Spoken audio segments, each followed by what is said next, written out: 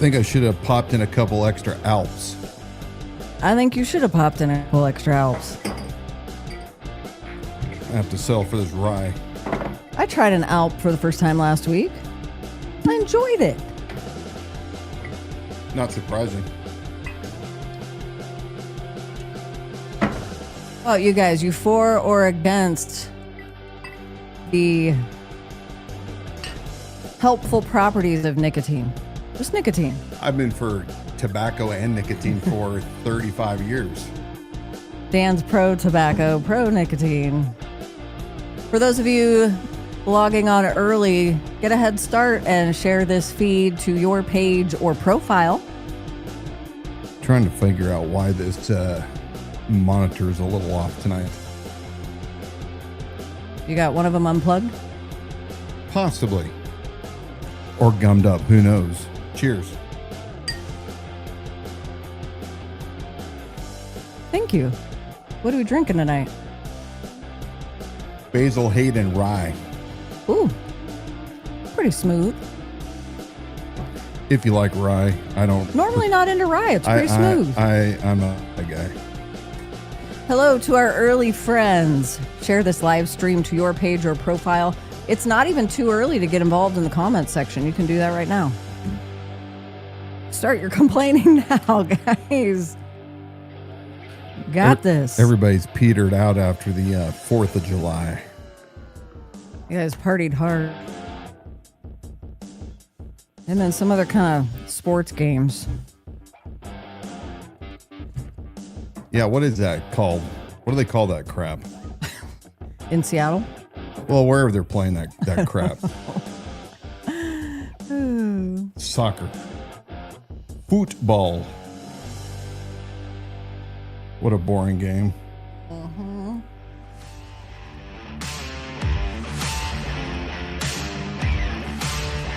I'm not even wasting no time tonight. We Let's do got it. too much to talk about.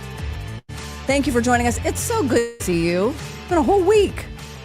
Welcome to Liberty Without Compromise, part of the Liberty Without Compromise network. We are the only live local broadcast in North Idaho dedicated to long-form conversations about the issues shaping our communities. Every week, we bring you interviews, investigations, and discussions that you're not going to find anywhere else, all with a commitment to truth, accountability, and transparency. We are your hosts, Dan and Dawna Wilson. Again, it's good to see you. Before we get started, a quick reminder that the opinions expressed on this program are those of the host, Dan and I. Mostly of Dan. He's the anchor. He's the main guy. Yeah, right. But they're not necessarily those of our guests, sponsors, or affiliates, so give them a break. If you appreciate what we're doing, please take a moment to like and share this live stream. It's really the only right thing to do. It does help us reach more people. And don't just watch, join the conversation. Come on now. Drop your thoughts in the comment section, or you can text or leave a voicemail. Text or leave a voicemail. You don't have to do both if you're shy. The number is 208-366-4671. As I mentioned tonight, a packed program. We're going to hear from Fort Collins Chief of Police Jeff Swoboda on flock cameras, surveillance technology, and why he says it's not safety at all cost. Some of you already had your feathers ruffled thinking we're pushing surveillance on you, so you just want to stick around and find out what this conversation is really about. We're going to revisit Dan's warnings about expanding surveillance systems a couple of years before, seems like it, the issue became the hot topic that it is today. He was talking about this months and months ago. Well, years ago. We can reasonably say years. Yeah, it was 2 years at least. There you go. Yeah. More than one. Not years. Yeah. We'll also examine newly released records from the Coeur d'Alene police investigation into citizen journalist Casey Whalen. They also talked to Penny Ann Collinson. Casey regularly investigates local government and public officials. That investigation from CDA PD stemmed from Whalen interviewing a witness who reportedly made false statements implicating Sheriff Bob Norris in the Red Tundra crash.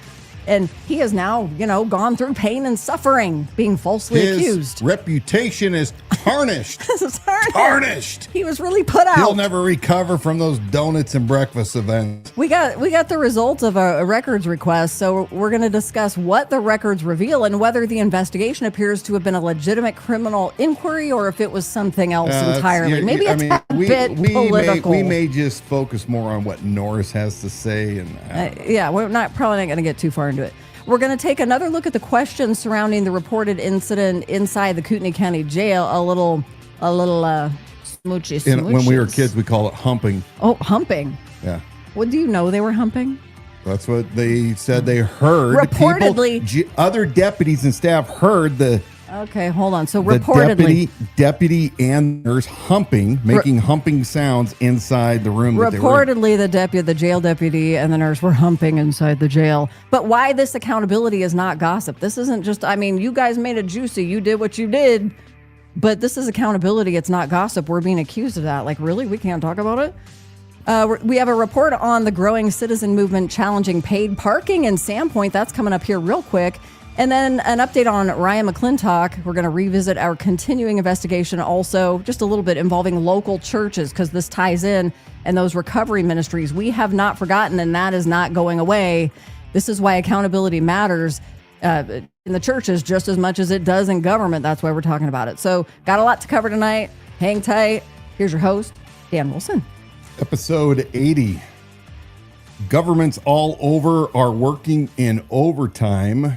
There's a clash between good versus evil. That's my personal opinion. Those that are pro-surveillance state and those that are opposed to it. I've been reviewing some of our early American history, and I'm reminded of the story of Shays' Rebellion. Maybe you remember reading about that or having a lecture about that when you were in school. This was a rebellion that took place in Massachusetts right at the end of the Revolutionary War, but before the Constitution was framed. In fact, it was the spark that caused the founders to come together in order to attempt to fix the Articles of Confederation that they were all under. And I'm not going to bore you tonight with the entire story. It's not boring, actually. The way I would tell it tonight would be boring, but it's a fascinating story. And it reminds me that, yes, even after revolutions are won, even after constitutions are ratified, there is always the continual urge by those in power to use that power to do what? To abuse others. That is why it's so very important that you do not give up your liberty. You don't compromise it for any reason. George Washington started to do that after he was president during the Whiskey Rebellion, it could be argued. And what was happening during Shays' Rebellion when Sam Adams, the great patriot, he too came down heavy-handed on the people. Don't think that anything has changed. History repeats itself, and I'm encouraged to see so many of you patriots all across the country. It is not a liberal versus Democrat versus Republican versus conservative. It is truly about liberty and those that are opposed to liberty, the tyrants. Now, speaking of tyrants, we know that there were some, in our opinion, tyrannical things done to Ryan McClintock, who had, up until just a few days ago, been locked up in the Kootenai County Jail from charges stemming from an incident that occurred Easter weekend where Ryan did take a baseball bat after making some threats online, took a baseball bat, walked down to the Kootenai County Sheriff's Office while it was unoccupied, broke out windows, and was subsequently arrested and charged with terroristic threats. It's only been tried, my understanding, 2 times ever in the state of Idaho. One included actual deaths of multiple people, and another that included threats of bombs all over a certain region. Just to clarify, the thing that's only been tried twice in Idaho is the terroristic threats. I just want to make sure that didn't get confused with Ryan himself. So Ryan was charged with terroristic threats. He was given a very high bail, I believe around $1 million. We've talked about this earlier in previous episodes. Sheriff Norris was attempting to interfere with the investigation. Coeur d'Alene police arrested Ryan. But Ryan was held in solitary confinement for 75 days. I want you to think about that. For 2.5 months, Ryan sat in solitary confinement for breaking out windows of a jail, and he was obviously overcharged. And the judges didn't have the courage to throw it out and tell the prosecuting attorney, yeah, we're not going to do that. Amend the charges now. What's wrong with Coeur d'Alene police that made those stupid charges? And they're going to be proven how stupid they are when those charges are reduced. And I believe that's coming. Let's take a look at Ryan McClintock, who just hours after his release had this to say to the public. All right. Everybody who helped me get out of jail, thank you. Everybody who supported me, thank you. That means the world to me. I can't really talk about the case, but the charges they gave me are fucking crazy. And we all fucking know it. When I was they put me in solitary confinement for 75 days and put a life sentence over my head. Luckily, 99% of the population will never have to know what that feels like because it was fucking miserable. I mean, you're just, you have no one to talk to. You're sitting there by yourself all day long. And it was really fucking hard. You get 1 hour out every day. But I will say this about the officers at the jail. They treated me really well. And, when I first got in there, I was in A House 5. And they would come up to the door and be like, McClintock, we know this is fucked up. You should not be in here. They let murderers run around Gen Pop. But they had me locked in a fucking solitary confinement for 75 days. They'd also be like, we know your charges are fucking crazy. When you have the officers of the jail coming up to your door saying that, it's really encouraging. And there's some really good people who work at that jail. A couple of them I don't really care for, but they never did anything bad enough to me for me to say anything. For the most part, there are some really good people who work there. Now, I'm really glad to hear that Ryan experienced good conduct, good service, if you will, from several of the jail deputies. That is, in my opinion, if Ryan is saying that, I will believe him. And despite the culture and the low morale that is taking place in the Kootenai County Sheriff's Office, not my word, you'll hear Shane Moline, Sergeant at the Kootenai County Jail, and I believe chairman of the FOP 43 benefits package, one of those titles. He came today before the Board of County Commissioners to try to urge them to up the benefits and pay for jail deputies. But despite everything that's going on inside that jail, I am pleased to hear that deputies are conducting themselves in a professional manner. That is what we want to see of all of our law enforcement. Remember, jail not only houses those that have been convicted of misdemeanors for up to a year, but also for those that are still presumed to be innocent until proven guilty by a jury of their peers.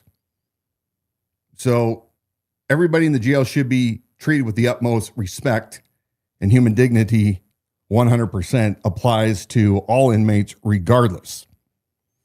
So I am pleased to hear that. Now, I think you had something that you saw this weekend. You observed it. You decided to send me a link. We talked about it. What was that? Yeah, I saw this come across my social media feed. This is a local coffee stand.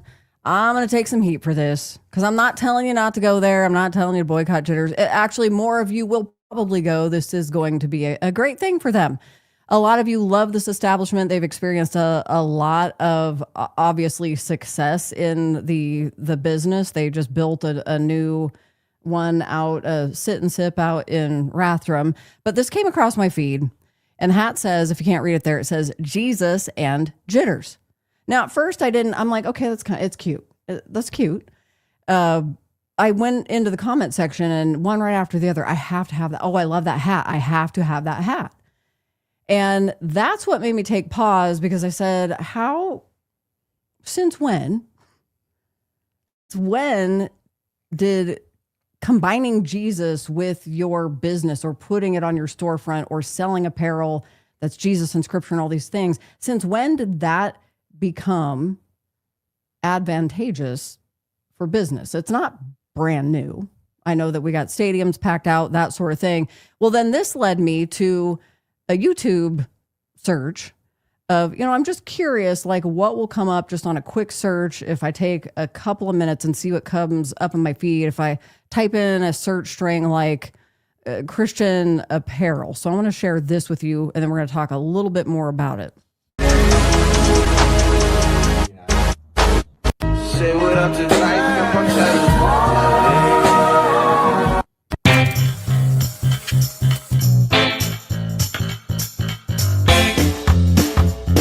Let's be honest, Christian clothing gets way too expensive. So I found 3 affordable brands that I think you're gonna love. Coming in at number 3 is Faith That Fits. Time for Amazon haul. First thing, this zip up hoodie. It says Jesus paid it all. And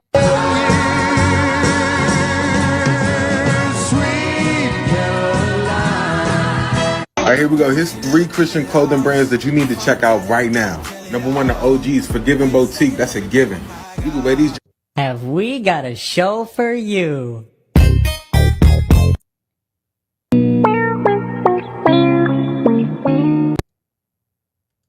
Okay, what I'm just saying is it's all over the place. So I'm watching those clips. I couldn't help but ask myself, like, when did Christianity become a brand? And like growing up in the 80s and 90s, being a Christian, I don't think, maybe you had a different experience, but it really was not cool. Like, it was not considered cool. I went to a private school, Christian school, pretty sheltered, cut off from the world. It was not cool. We weren't wearing Jesus branded hats, buying Christian coffee mugs, lining up for the latest Bible verse sweatshirt at Target. Same Target that was all pissed because of all the gay and transgender yes, clothing. and I said to you, they had to counteract that. Suddenly they knew who their biggest revenue stream was, and we're like, oh, we can't cut off the Christians and the Jesus people, the Jesus-y people. If anything, publicly identifying yourself as a follower of Christ, it often came with ridicule, definitely not merchandise. And today, and I feel like it has accelerated. I mean, since 2020, just like jet speed, it feels really, really different. Everywhere you look, there's Christian influencers, which is what I just showed you, selling apparel. And they wouldn't be doing this if it wasn't profitable. Churches are selling branded merchandise. You have Christian inspirational, motivational speakers that are packing stadiums. Like, oh, which one are you going to go to this month or next month? Which one are you going to go to? Companies discovering that, hey, there is money to be made in faith, so that even major retailers like these anchor stores like Target have figured out there's a market for it. So you know what? We're going to stock our shelves. Now, I'm not saying there's anything inherently wrong to own a Christian t-shirt or even support a ministry by purchasing merchandise. That's not really the question. My question more is, what is it that is happening culturally? What is this acceleration? And why are we combining so many things with Jesus and with scripture and pushing product sales with these things? And some would say, because we've heard this especially since Charlie Kirk, what this is, we're experiencing a revival. And that's why everybody wants this stuff to like proclaim the gospel and the faith and what they stand with. But are we, in contrast to that, are we watching Christianity just becoming another consumer brand? That's what it feels like to me. Where following Jesus is increasingly expressed by what we buy and like the cool hat and shirt that we're wearing, and we're not being ridiculed, we're being accepted and like, hey, that shirt's cool. And y'all, you know this because a lot of people talk about it. The same ones that will talk about Jesus having done this action are still the same ones often combining Jesus with whatever their brand is, and it's good for business. In real estate, your storefront businesses, it just is good. It's plastered on your Facebook profiles. Jesus overturned the tables of those who had turned worship or churches into places of commerce. He warned repeatedly about serving both God and money. So just where is that line between supporting a ministry or are you marketing a movement? You know, selling coffee and you're using that movement to market your brand. I don't have the answers. And we're not resolving this tonight. It's just something that it came up in my feed. And these are the things that rattle around in my head. And I want to know what you guys think. Like I'm genuinely interested in hearing what you think. Has our culture made Jesus into a brand, or is this simply just another way for believers to share their faith? So even as we move on and forward in the program tonight, a ton of different stuff to talk about. You can continue to drop your opinions on that into the comment section, because we may come back around at the end and share some of those, because I want to talk about it and I want to hear what you think. I'm going to forego my commentary, because you don't want that to turn into a 20-minute segment. That is indeed. Strange things are going up north in Bonner County, which is just north here of Kootenai County in Sandpoint. It doesn't matter where you are, how small your community, it doesn't matter how remote your county is. If there is a government there that believes in big government, globalism, and overall the people need to be continually watched, you're going to find that even in North Idaho, in sleepy little Bonner County, Sandpoint, that little town is not immune from this globalist 15-minute city love fest that's going on. We have a special guest coming on that Dawna is going to give us an introduction to, and we're going to talk about what's going on in Sandpoint as we speak. As Dan said, an issue that's generating a lot of discussion north of us is what's happening right there in Sandpoint. The city recently implemented paid parking in downtown Sandpoint, and what began as frustration over parking meters has quickly grown into a broader citizen movement. Opponents say this isn't just about paying to park. They believe it's about government accountability, transparency. This is what we talk about on this program, and whether city leaders moved forward despite overwhelming public opposition. Citizens have begun organizing public outreach efforts, submitting public record requests, examining the legal framework behind the new parking program, and looking at how other communities like Caldwell successfully pushed back against similar policies. So joining us tonight is Jen Dillon, who has been actively involved in this grassroots effort, she along with others. She's going to bring us up to speed on what's happening on the ground, what citizens have learned so far, and where this movement goes from here. So Jen, we welcome you to Liberty Without Compromise. Thanks for being here tonight. Thank you for having me. I really appreciate it. Jen, give all of us kind of a brief background on what's occurring, what you're involved with, and why you're doing it. So I'm not the one that spearheaded this. A lovely lady in our town by the name of Ryan, she started digging into this, and she's done a lot of record requests, and then I got involved, and unfortunately she couldn't be here this evening. But basically what's going on is there was a paid parking kiosk program that was put in place without much community discussion. They mentioned to our downtown, they being the city, brought this up about a year ago. They didn't discuss any kiosks. They talked about a paid parking program, and they presented it to the Downtown Business Association. And a lovely lady by the name of Leilani that heads that up informed me that all the businesses said no. They did not want paid parking. Sandpoint is a very small town. We have like under 8,000 people here, and you get one way in and one way out. There's not enough parking, and we have all these builders coming here trying to make it the next Vail, Colorado, or Tahoe, no pun intended. And the infrastructure here can't support that.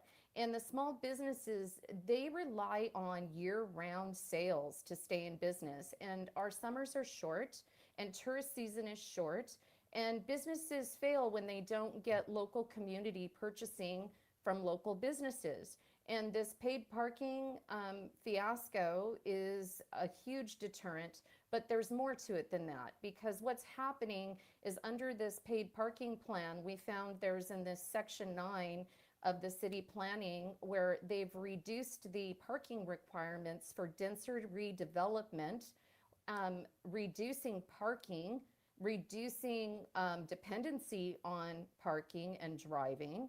And it looks like, they want to build up in this historic downtown of ours, which I'm telling you, the majority of the community is not going to be okay with this.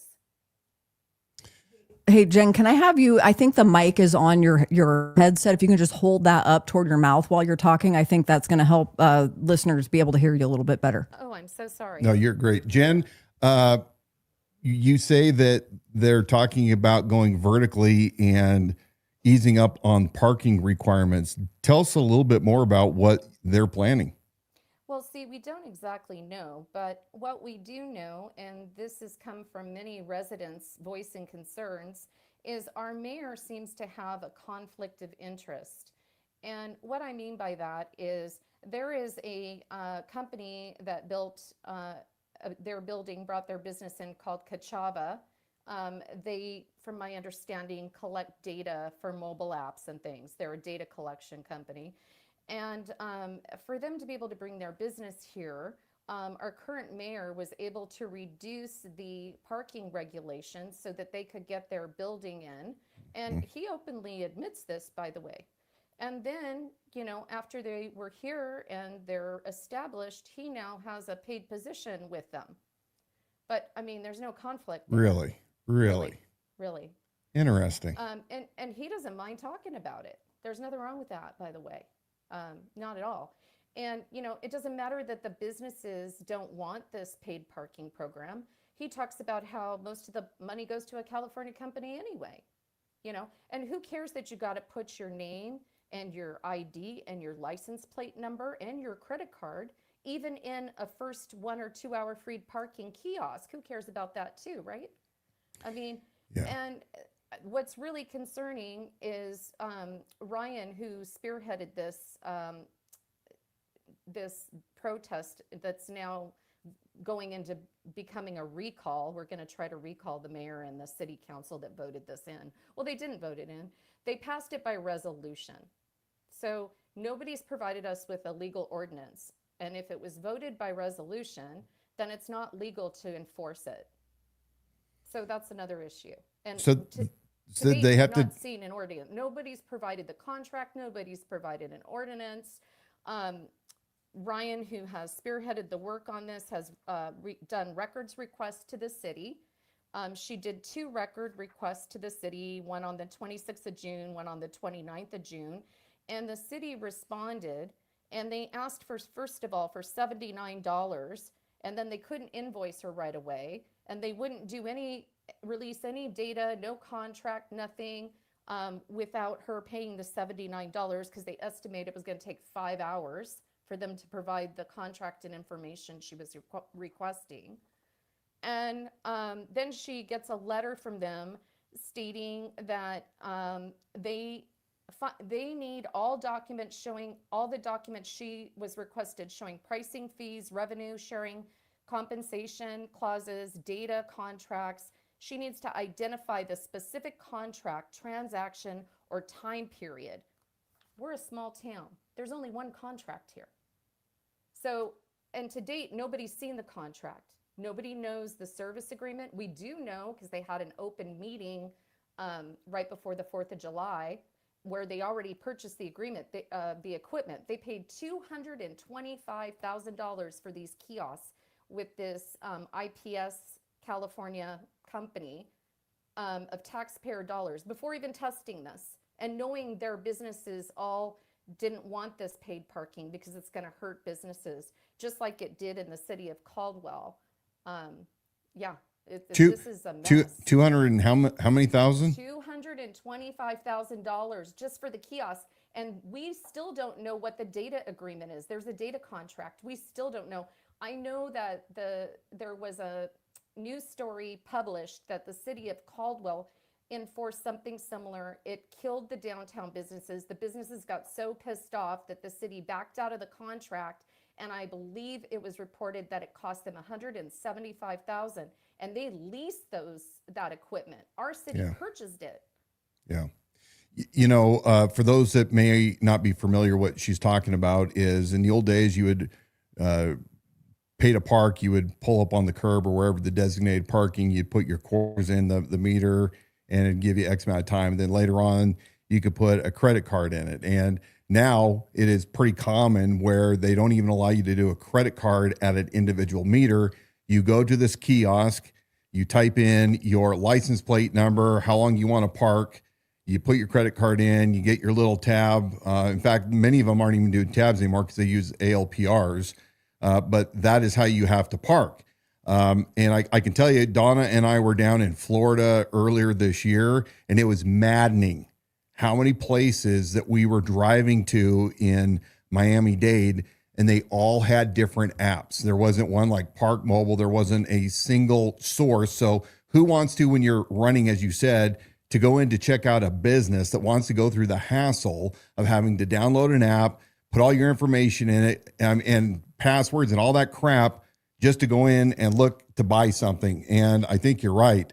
Especially in Sandpoint. I've been in this region my entire life. We used to hang out in Sandpoint all the way back in the early 80s when it was a very, very small, dilapidated old town. People do not like this. So why were they pushing for this ultimately? Why? So we don't, I mean, there's a large group of us that are trying to recall the mayor and the council members that voted this in, because it does require an app. My 16-year-old can't park downtown now because she doesn't have a credit card. She can't, she has a car, but she can't park there. Okay. Elderly people can't walk to each of these kiosks. You know, we don't believe this is about parking. The money, the bulk of the money is going to a California company, and I mean, who's storing the data? We've been told, we've never seen the contract. We've never seen a data contract, never seen anything. Nothing's been provided yet. Okay. And Ryan's having a hard time getting the records. I feel like she's getting the runaround. Sounds like you guys need the help of an attorney or somebody that can help kind of push that through. And this, they want to build up. There's a new development and new developers, and our mayor has a side business called Whiskey Rock Consulting. And he openly admits that he's doing his developing contracts. He's doing urban development consulting, and we found out he's currently contracted and being paid by the city of Salmon, Idaho for the same thing he's doing here, or trying to. I mean, there's no conflict. Wow. I think of the movie Rango. Did you ever see Rango? Mm-hmm. I mean, it was about water, but it's kind of the same concept. You know, we don't have parking, you know, they didn't have water, you know. It's just this, it's like they buy their way in, they have ties to building or wherever they're making their dollars, and then they change laws to suit and benefit their private business and their buddies and their corporate entities. And no consideration for the people that have been here forever. Sandpoint has ties. There are people that have been in this community forever. This community was built for the people. People have fought for decades for there to not be more than 2-story buildings in the downtown district so that everybody could see the beauty of the town. This is a small town with long roots of people that have been in this community, and even Bonner County. The people in Bonner County this is still their beach, this is still their town, but if they're not in the city, you know, they have to pay. It's ridiculous. What's the rumor about the vertical, that there is a apartment complex that's going to go in and they're not going to require any additional parking? That's not a rumor. It's already being built. So tell me about that. You know, I wish I knew more about that. Ryan's really up to date on that. It's like 3 or 4 stories. I believe it's 4 stories. I believe it's like somewhere between 80 and 90 units, and there's no parking. None. But you know, this is a solution, because we're going to flow people in and out with paid parking, and then, you know, we're going to reduce the need for parking. Is this on the main drag through there by the bridge? This is in the main downtown area. It's a couple blocks up from First Avenue, where the bridge, where First meets Cedar. Yes. Okay. Yeah, you're right. There is no parking. In fact, in the summertime, trying to park there in general is difficult. So I can't imagine putting another 80 units in. No, and you know what? We don't want to see any more storage block buildings. We have beautiful brick buildings. We have one of the only bridges that have a mall in the bridge that crosses the water in the United States. Yeah. There are historic buildings. You know, I would compare our town kind of like Wallace. It's different. You know, we're definitely a ski town. We've got the hill 20 minutes up, but I mean, we've got historic buildings is my point. And developers shouldn't be able to just come in here, buy their way in because the mayor has a consulting company, you know? I mean, this is so ridiculous. I can't even, We're going to put up upset people. We're going to put a QR code up so that people know where to find you guys and your movement. And I think there's a GoFundMe page for those that want to help. Folks, I talk about this all the time. Good citizens request records. They hold their government accountable. But for those of you that have watched this show for a long time, know that even I get obstructed quite a bit from different agencies. And if you want to question it, if you want to push it, that costs money by bringing an attorney to take it before a judge. Yeah. And people that are working and doing their normal non-government jobs, they don't know how to do this. And so I applaud you and Ryan and your group for having the courage to go against the machine. You guys see something that's wrong. I haven't heard his side of it, so I understand that I'm taking just what you have to say for for the gospel. But from what you're describing, if that is true, it sounds like he does need a one-way ticket back out of town. And the other council members that are involved, they also too need to be shown the door. Absolutely. And I mean, I'm not by any means suggesting or, I don't know if what they're doing by having these other businesses is legal or not. Maybe it's legal. Maybe that's why he goes around and talks about it. Maybe it's perfectly legal.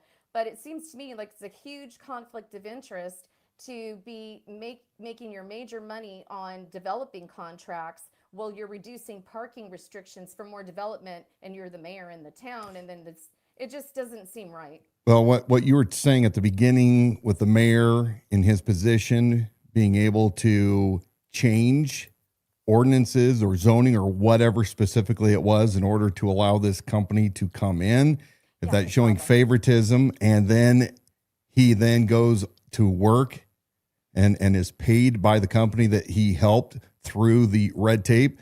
That sounds like the crap that we can't stand that goes on in Congress, right? Exactly. Yeah. We love Sandpoint. I know that it's a place that I've been my entire life. We used to, as I said earlier, when we'd be camping up in Coquilala or Round Lake, we'd run up to Sandpoint to get ice cream or wash clothes. And of course, one of my all-time favorite authors, Patrick McManus, used to write monthly for Outdoor Life.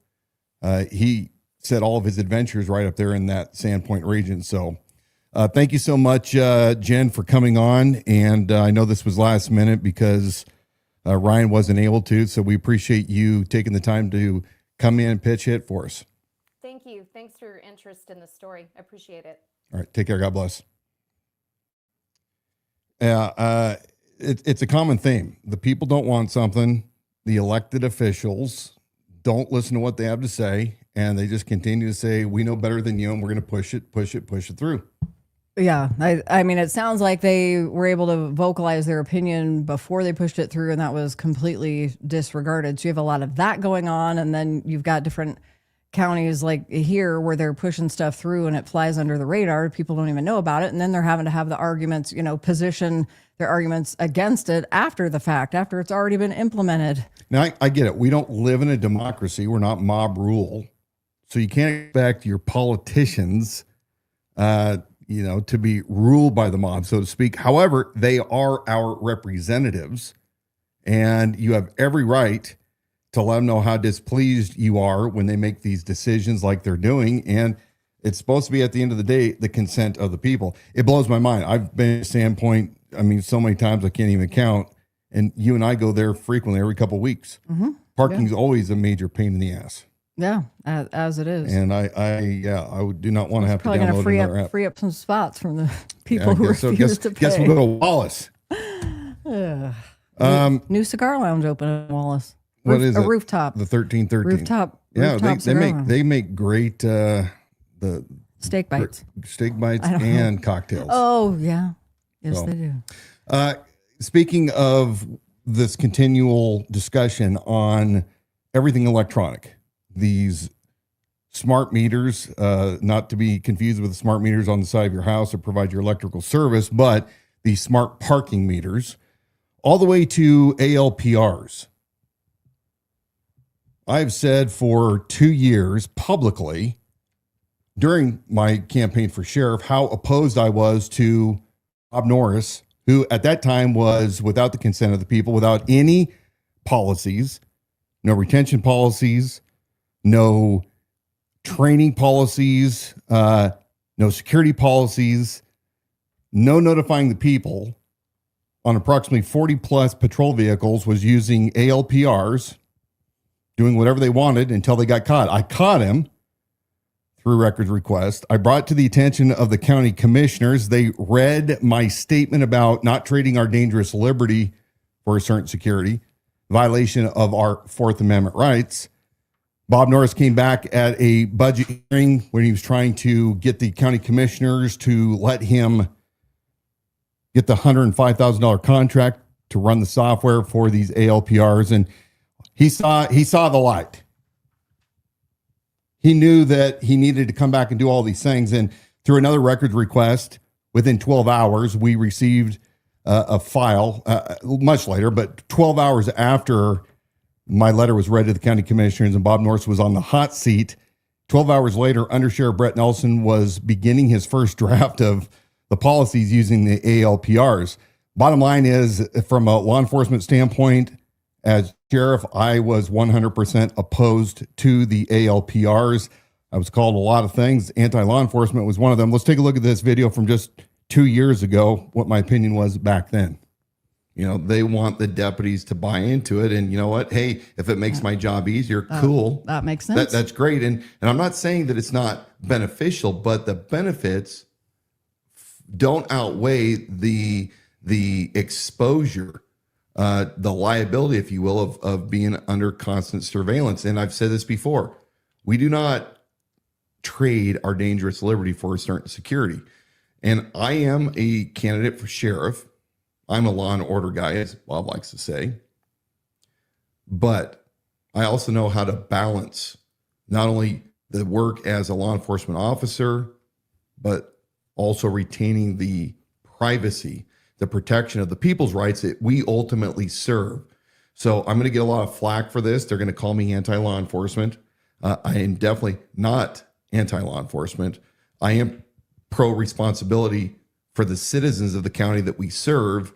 And yes, I will put myself out there and say, we can do other things. We don't need to spend that kind of money to have that kind of surveillance that can eventually be expanded to take away your individual liberty. So that's a recap of everything that went on last night. We wanted to jump out there and rebut what Bob Norris stated, give another view. You guys get to ultimately decide.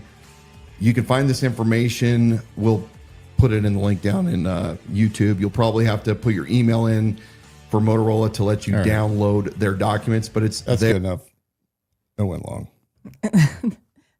My edit didn't work. Oh, your edit didn't work. Shall I take it from here? Please shall I take it from here? That was Dan, as he said a couple of years ago, talking about this subject before it has rose to popularity, like it really seems to be now, where the people are figuring out, I don't want to be surveilled. And how interesting was it in this previous segment when we were talking to Jen there from Sandpoint, that she said, I really don't think this is about parking or making money from parking. It's the data collection. So we're right back to talking about the same subject.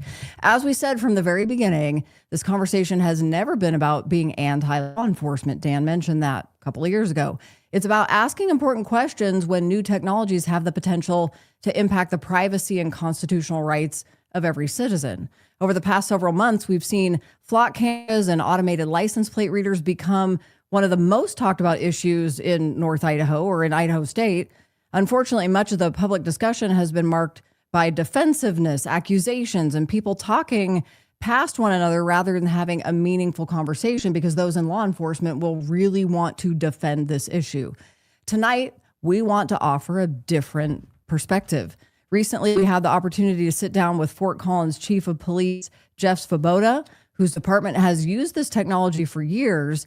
And whether you ultimately agree with his position or not, Chief Swoboda approaches the subject with professionalism, transparency, and a willingness to answer difficult questions.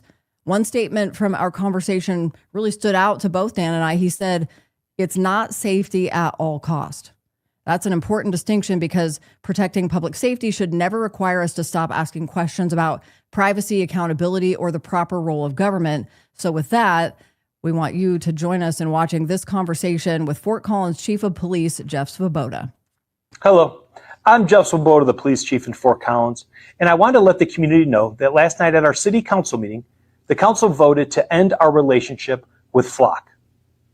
Flock is a license plate reading system that we have been utilizing for about the past 18 months. The council took their time over months, allowed us to respond to the concerns of the community, and they ultimately made a decision to end our relationship. We have already stopped collecting data and sharing that data, and we're in the process of canceling the contract and getting the cameras removed. I wanted to highlight that we've been in existence and policing this community for more than 100 years. We've only been using Flock for a little more than a year. We hire amazing people, we have great detectives, and we will continue solving crime as we always have, even without this tool. Public safety is a shared responsibility with all of us, and we want to do nothing that diminishes the trust that we've worked so hard to gain with all of you. So as always, Fort Collins, we want to continue to work to be the safest city in the country, and that only happens when we work together. So give us a call if you need us. We are always here for you. We want to do nothing that diminishes the trust that we have worked so hard to gain with all of you. Chief, welcome. Hey, thanks for having me, Dan. I'm very impressed with your background. Obviously, you have a long career in law enforcement, 26 years in Illinois, I think close to 8 years in Fort Collins. You put out this video a week ago. When I was made aware of it, I watched it and I was extremely encouraged by seeing what you had to say. Now, I know that Flock is something that law enforcement loves. Your position is a little bit different from those that are opposed to it. What's your position on Flock, and why did you guys bring it to Fort Collins? No, so really any technology that we're going to employ, we're going to bring in and try to make our community safer. We obviously start by making sure, hey, it's a legitimate system. It has the requirements needed for safety. We think it's going to help us at some level, and so we did it with Flock just like we've done it with any other technology. And we started hearing about people being concerned with it. Our council started raising these questions. In the end, our council made the decision to end our relationship. But what I've been telling people, it's a tool that has helped us, catch people. We've made more arrests. We've caught people who have victimized our community, and it's helped us in that regard.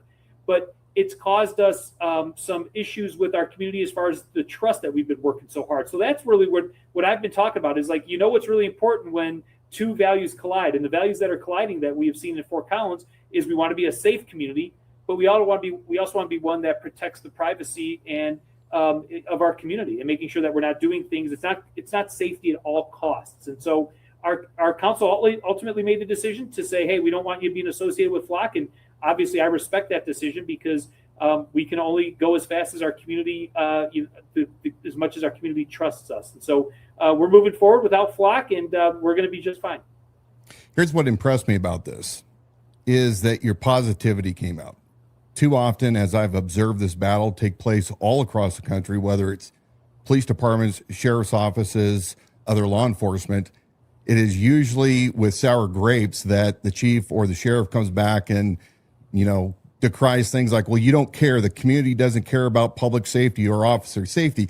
You flip that on its head And your message was one of positivity. In fact, you pointed out Fort Collins Police has been in business for 100 years, serving the community. You've been using Flock for a little over a year. You hire amazing people and you have great detectives, and you're going to continue to solve crime even without this tool.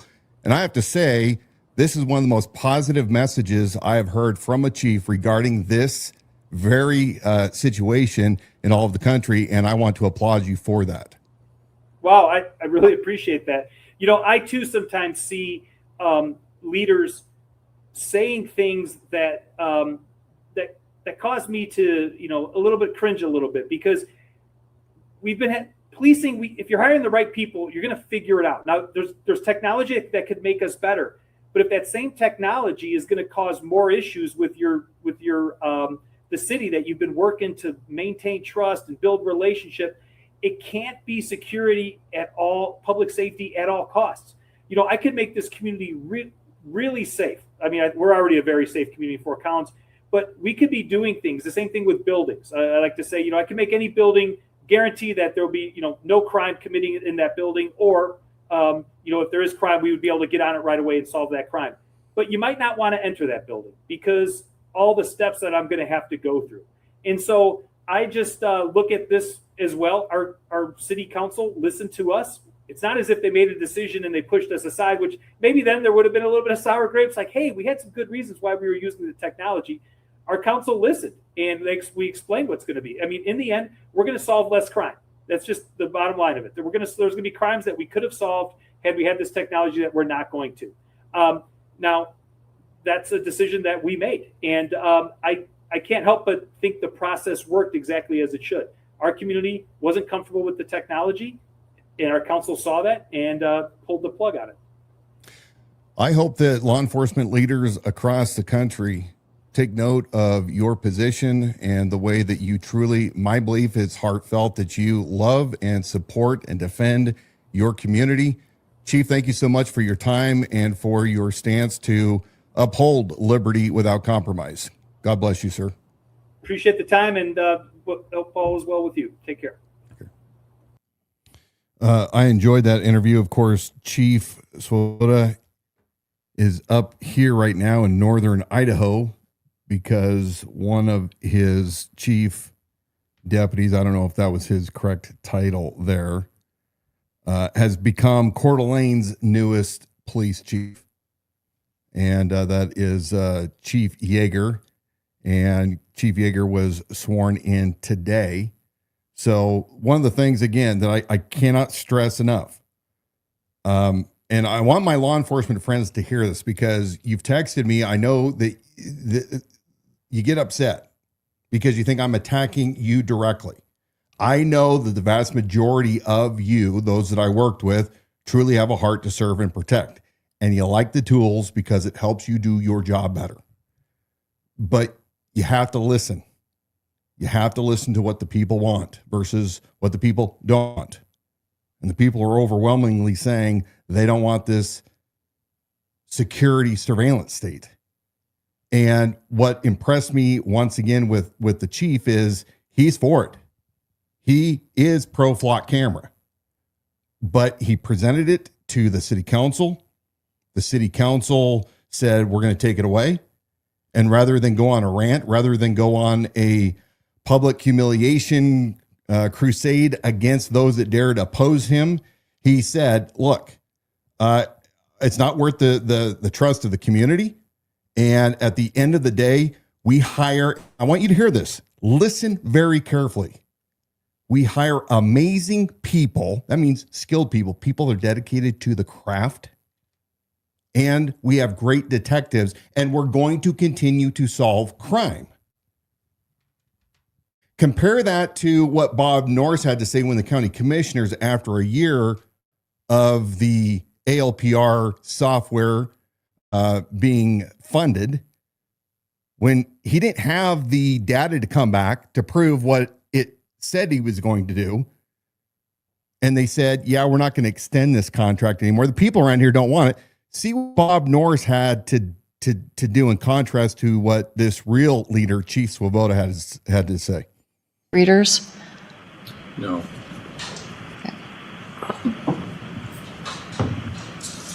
All right, so it sounds like we have two commissioners who want to cut the ALPR from the budget. Am I understanding that correctly? Right now, Okay, yes. Officer safety doesn't matter to you folks. All right. Let's go. All right, so I'll make that budget cut.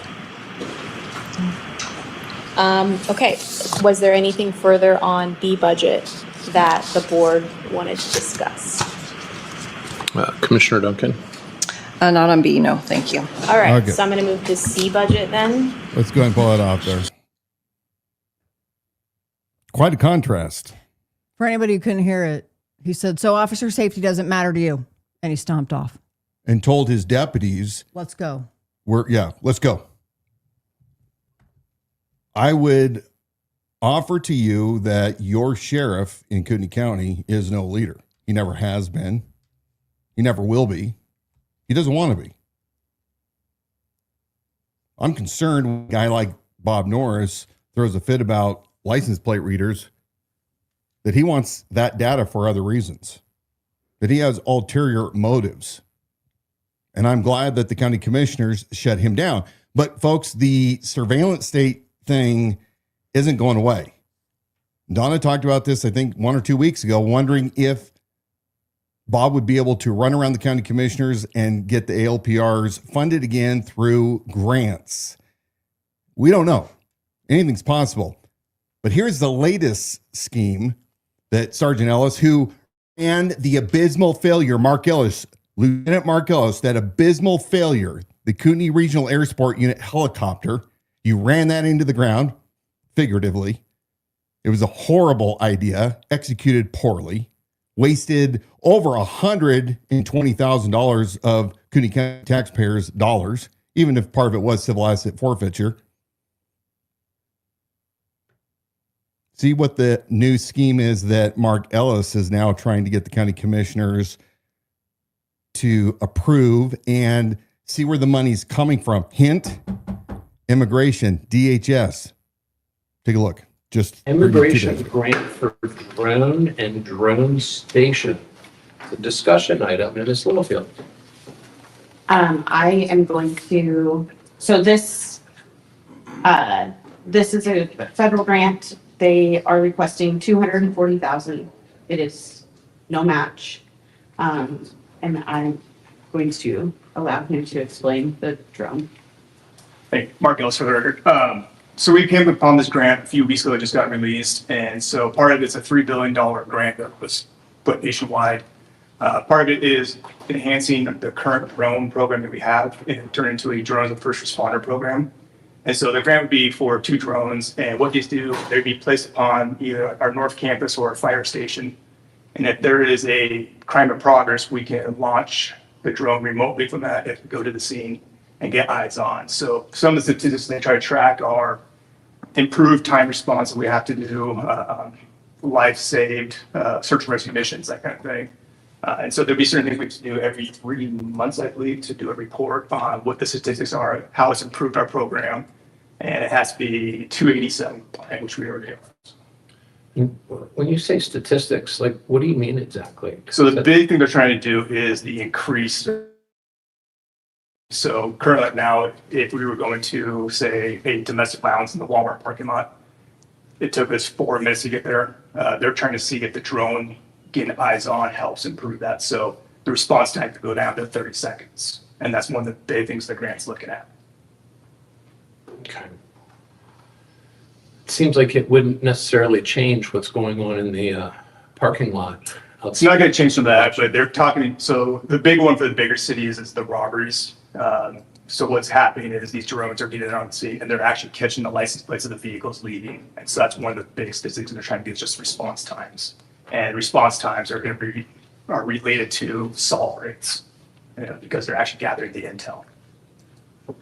So in that case, is this like a live feed? So you're looking at the camera It is. So you can pull up on your cell phone, laptop, or a TV screen. You can see what it looks at. So the idea would be for central dispatch to monitor that initially. And so if there is a call that's going out, say like a drown or something like that, we can launch the drone remotely. The drone will fly right to that scene and hover. And anytime the pilot just takes over the controls of it. Then at that point, you're capturing information, including license plates and all that kind of stuff. We can view it. It doesn't record it unless we put the record button on. It's just a live view. Okay. But you can record it though. You can. Yeah. Thoughts on this? This is just the grant application, so I'm pretty comfortable that with just applying, it's on the 2:00 business meeting. And then, just making sure that we have all of our questions answered to know the downside again for this. Well, since we're here talking about it, what questions are there? Because I don't know if we're going to ask questions necessarily if we're talking about it right now. What additional questions would there be? I'm okay with the application part of it. Okay. But I want a little bit more time to digest, what the program means as far as our obligation to the federal government on this program. So that's just kind of where I'm thinking. What I think we looked at, it's pretty simple as far as we're tracking, but it just wants to know every flight of the drones, what was the outcome of the flights, and if any data was captured from it. So I think that was, did you see anything else? So it's pretty minimal. So they want to know if data was captured, yes, no, or they want to know data was captured and what was captured? I believe there's going to be encompassing of that because they want to know what the incident is. And so you'll have to do a brief synopsis of what the incident, whether it be a search and rescue or a fight or whatever the call for service was. Okay, so when will we know when all these things are going to be required? Is it during the grant application process, or is it after we apply for the grant and then we'll figure out what it is that Commissioner Duncan has concerns about? So this is a 2 application process. One is due on the 15th of July, one is due on the 17th. The first is in grants.gov. We just give them a brief description of what we want, why we want it, how much we want. The second is in Just Grants, which is due on the 17th. And it is due, we put in what we are going, like the stats that we would want to put in there, like what program objectives that we are trying to get to. And then from there, in the application process, if they decide that those are acceptable and we get the grant, then those will go through, or we get the grant and they choose different. Okay, so when do you want to revisit this so we can look at these issues? If we get awarded. So approving it today at the business meeting, then they're going to enter stuff in the computer the 15th and the 17th. Okay. And then if the federal government comes to Kootenai County, you're awarded, then that's when we make the final decision to say, no, there's too much liability with it, so we're going to turn it down, or yes, we're comfortable with what the federal government's requiring for this grant. Okay, so when do you think they'll award it? Do they know? I think it was the end, There's multiple waves of approval on this one. I think the first one is the 17th. Then there's like one. That's when it's due. And it's like every week there's 3 waves of there's. So you'll make it a point to get it on another status update meeting?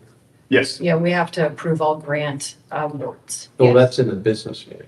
Correct. But we can put it on, if we are approved, we can put it on the status update, and kind of the same process as we did right now, where answering questions for the application process and then put it on the business meeting. We can do the same thing if we are awarded. Okay. And then we will have the notice of funding, which will explain everything that the process of moving forward from there and what is required from us. Okay. Sound good? All right. Thank you. Thank you. Hey, local law enforcement, sheriff's department. This is your big brother. Federal government, big brother. Hey, we got something for you. we're DHS and we're part of Palantir with that big contract we have. And we're going to give you, out of this $3 billion, we're going to give you enough to buy a couple drones.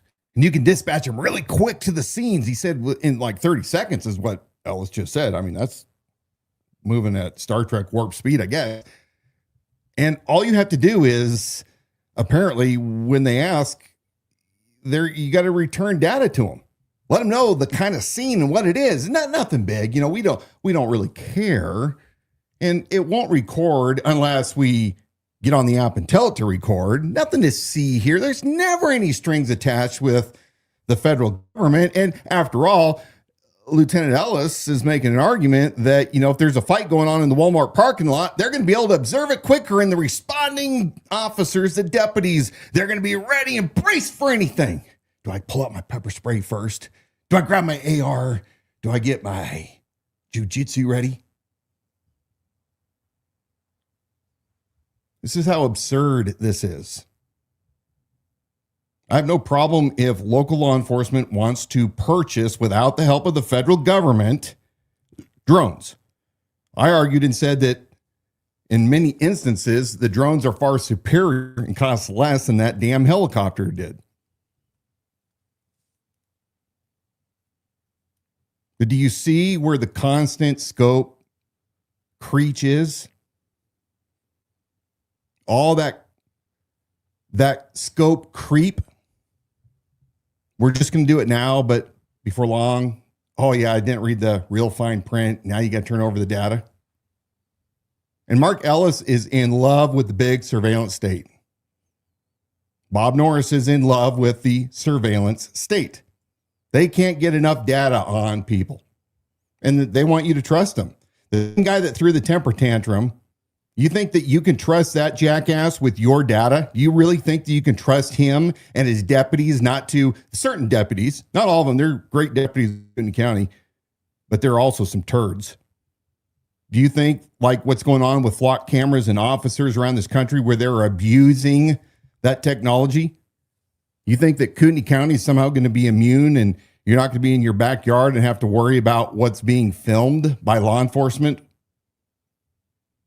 Give me a break. It isn't just local law enforcement, and that is another huge part of this issue, because you can have well-meaning guys, the same ones that will enter into an argument with you defending bringing in this sort of technology like ALPRs, and now we just had this fight against that here in Kootenai County, and he is literally sitting there talking about government funding for bringing in drones. People were already uncomfortable with the helicopter. Like, oh, this was supposed to be, what was this helicopter wasn't supposed to be to surveil people, but there were those that were noticing, like, it was kind of circling my neighborhood and my area, what's going on, making them very uncomfortable. And now we're talking about drones at the government's hand. So that is the issue, is you can have well-meaning local deputies that they can take an oath and swear they will never personally have it in them or the heart to use that for any other purpose than what it was intended when a crime is already in progress or something. I mean, that's kind of how he presented it. Yeah, and it's always the upsell. Always the upsell. It's always going to make, for the cost and the continuation and the depreciation of all these assets, and you become dependent upon it. And after a while, you have to ask yourself, what is the net gain ultimately for what they're trying to use it? Now, my biggest problem, number one, is federal dollars to purchase it. That's how ALPRs came into this county when Scott Hogue, when Scott Hogue was chief out at Post Falls. He bragged about this not too long ago. He wrote Homeland Security, got a grant to buy the very first stationary ALPRs to help fight crime because they were short on staff and they had a couple that were in cars. I think the sheriff's office had one and Post Falls had one. Anytime the federal government gives you anything, there are strings attached to it. So if you want the technology, then why don't you do like you were doing earlier, Ellis, with your local charitable givers, like the car dealerships and those that were funding your other drones? Get the money from the community or budget it and use it locally, and under no circumstances give any of that data to the feds. Anyway, done with that rant. No, there's my one other ends. piece that I don't buy it in any way whatsoever that they're going to launch drone. Get that grant. They give you a couple of drones. We're just going to use this. We're going to take these out. We're going to launch them deploy them in 30 seconds when a crime is taking place. It's going to very rapidly go from that to, well, we've got the state fair for this 10 days. And last season during the fair, we had like a human trafficking situation or threat going on. So we're going to actually surveil the fair over these 10 days. This is hypothetical. But I mean, is it in some clause somewhere? Is it in the contract? What would be stopping them from doing that for they have no policies. prevention of crime? I guarantee they have no policies right now. They want technology, but no policy. Hey, jackasses, how about write a policy first, review it, then go to buy it? Whatever. All right. Okay. What? Something interesting happened today. I got a couple different thoughts on it. The Kootenai County commissioners met with HR to talk about benefits for the county. Of course, this is budget season. In about a month, they're going to adopt the new fiscal year budgets. They're already strapped because by law, they can only raise taxes a maximum of 3% per year. Bob Norris spends the majority of the county's budget on the sheriff's office. His budget has increased almost, if not a third, almost double from what it was in 21 when he took over.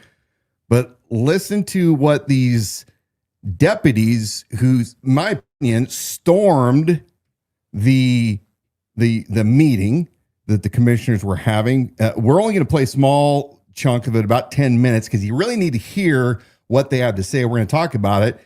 We're going to play the full 25, 30 minutes next week, because there's some smart-ass deputies that I want you to see the attitude of those that you, the taxpayers, have on the payroll and what they have to think about the county and the commissioners and how they talk to the commissioners. If my day, had I been the sheriff and I saw that deputy would be suspended pending probably a firing. But it's interesting what Bob Norris's own deputies have to say and how they bungled up the budget. So we're going to watch this for about 10 minutes. We may stop it. You guys need to see what they did today. These deputies operating in their not official capacity, but they did tell everybody what their rank was at the sheriff's office, and they're there on their own personal time. Take a watch. My name is Shane Whalen. I'm a resident in Kootenai County. Chairman, commissioners, thank you for the time for allowing me to speak. I'm here to ask you to make an investment in retention of detention deputies. Using a tool this board has already recognized as effective. This discussion is often framed as an employee pay issue.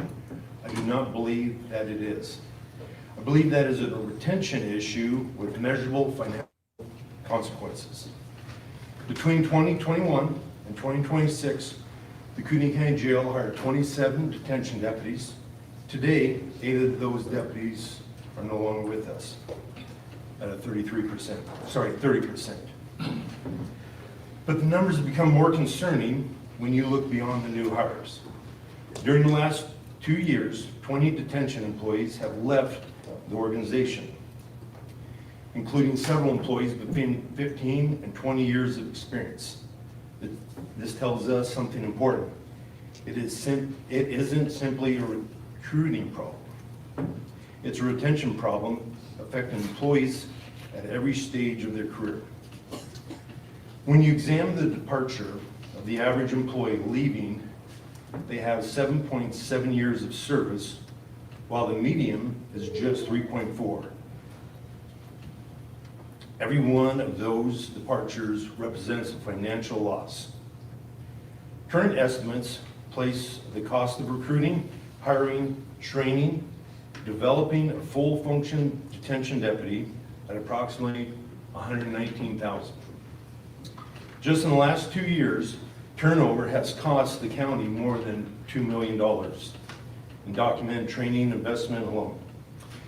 That number does not include recruiting expenses, supervisor training, productive loss, and overtime required to fill vacant positions. The actual cost is significantly higher.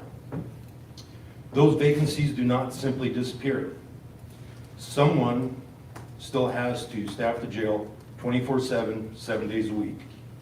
As a result, this staffing deficiency has forced the Detention Bureau to rely on the average of 1,385 hours of overtime every month since the start of the fiscal year. An approach that is costly, inefficient, and ultimately unsustainable. Overtime is not a staffing plan.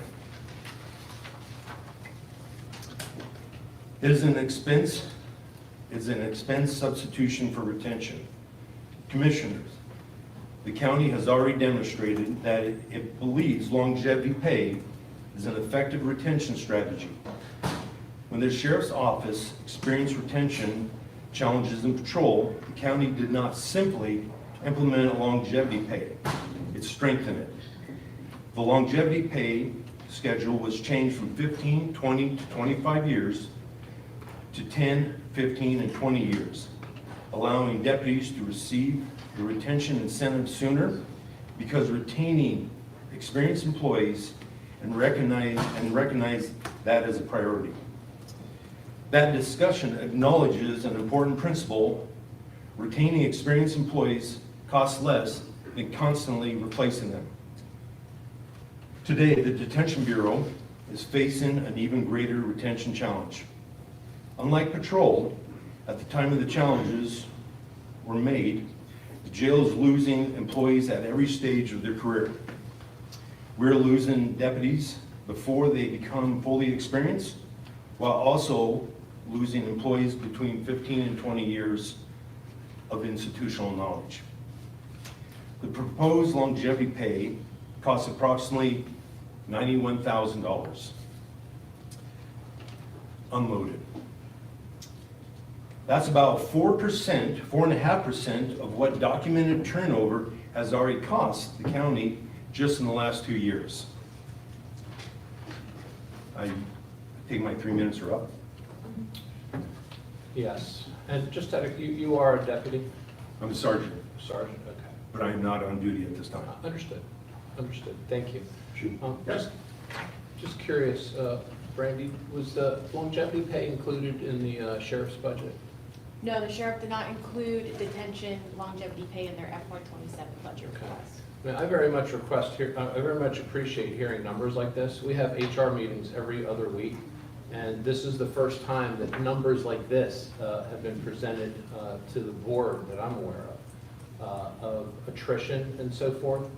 So I definitely think that Right. if there are going to be numbers like this presented, it would be nice that the board have the benefit too of hearing about these throughout the year as an issue, as opposed to a meeting like this that's related to, it's basically a budget meeting. So I appreciate those kind of numbers, and I'd like to understand those a little bit better. So if you could send me a copy. I can, I'm the chairman of the FOP Budget and Pay Committee. And if you have no problem, I can put a presentation together and present it. I would like to see the data, the supporting data that you arrived at, emailed to me first. Okay. And then I'm happy to have a discussion with you about that. But like I said, this is the first time I hear that. We have these meetings roughly every 2 weeks.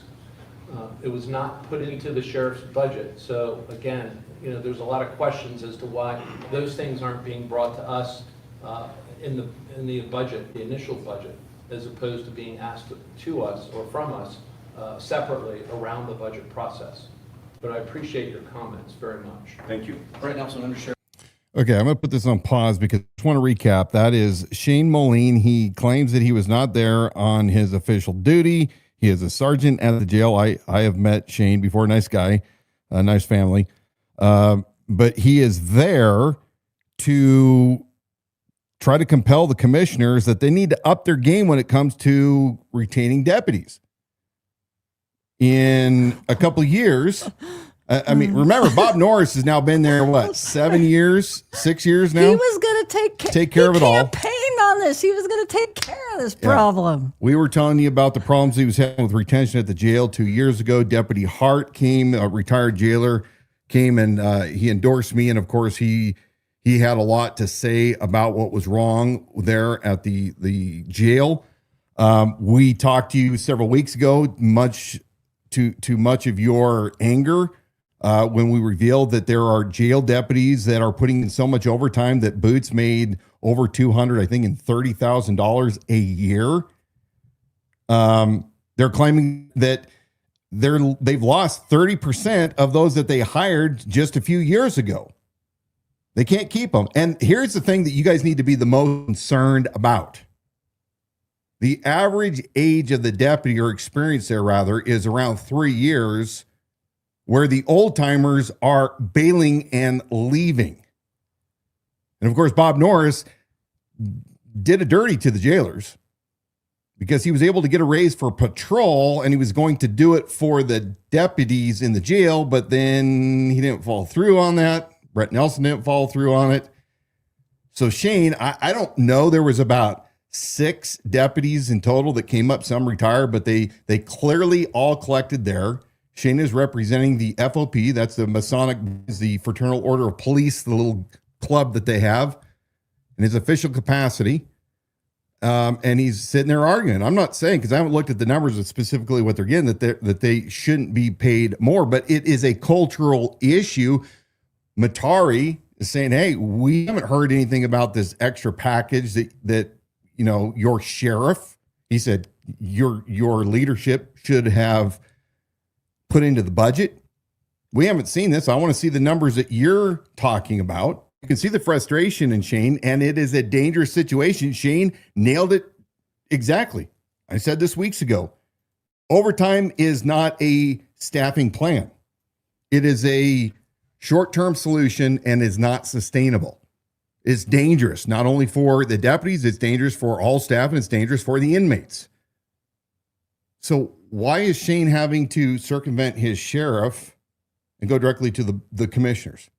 Mm-hmm. One of two things. Either he's doing it because he's lost his confidence, and that's what I keep hearing, that the jail deputies, that you guys have lost your confidence in Norris and in Nelson, and you guys are frustrated. Many of you have decades there, and you're done. It's like you want to jump somewhere else. You're already vested or close to vesting.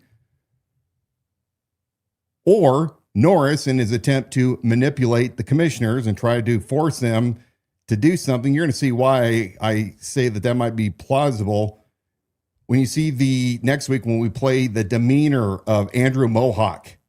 What a punk. Andrew Mohawk, Deputy Mohawk, you are a punk. You always have been a punk. You still are a punk. You can't speak publicly worth a damn.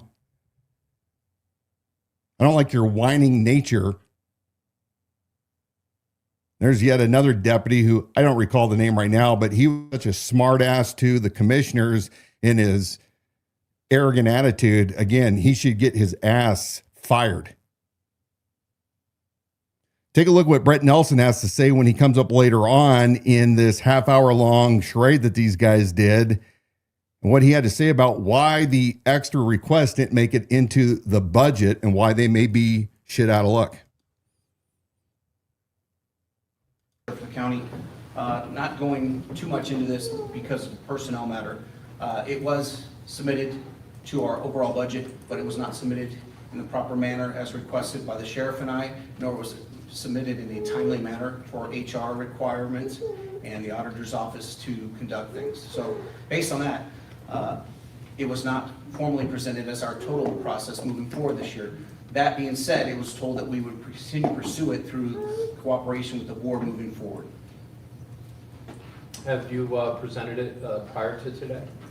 No. Okay. And, you know, we have next week where we're actually going to have a serious budget meeting where additional cuts can be made. And if enough cuts are made and you want to add that in, I see no problem with that. But we kind of laid out that there's a physical capacity with the money this year at 3%. So, you know, my hope is that you'll be able to work diligently on the budget so that next week we will have something close enough that we can actually start to balance it out. Brandy, did you have something? To add in longevity pay at this stage, it has to be vetted through HR and myself before it could get added to the budget. So kind of what the undersheriff alluded to, it was never given to me by the budget deadline in time for either me or HR to vet the request and get it added to the budget. So it could get discussed next week, but it's not like we could just add it to the budget. It has to go through a review process with HR. Sure. Has it been submitted to HR? No. Yeah. So. Okay, so, well, I guess time is ticking here, so let's, if you want to get it in there. That was Needs to be submitted to HR, like today. That was due in April. So they can do it now. I just want you to understand there would be a delay. Of course. In timing. Understood. But if it's that important, that's the proper protocol. So I don't know why it hasn't been done yet. Thank you. Brett, under Sheriff Nelson, the response is I, Nelson, or I, Sheriff Bob Norris, failed to get the information to the budgeting office and HR to review. Not our staff, our deputies didn't do it in a timely manner or in the correct manner. You, sir, are the one responsible. Quit throwing your guys under the bus when the buck's supposed to stop with you. Extreme ownership. You know better. And now, as you see, they're already at capacity. They're saying they're going to have to cut from other departments in the county. And they were supposed to have this information into Brandy Falcon and HR back in April. And because of their blunder, in how many years have you been doing the budget, Brett? And I notice that Bob's never around because, of course, the coward won't show his face anymore. Now everybody has to stop in their busy season. They have to now make a special exception to hurry up and review this so that if there's a slight chance that you can take care of the deputies in the jail by cutting other budgets from other departments, since Bob is the biggest budget out there and sucks every dime up. Of course, you guys won't, Brett, cut anything from budgets, will you now?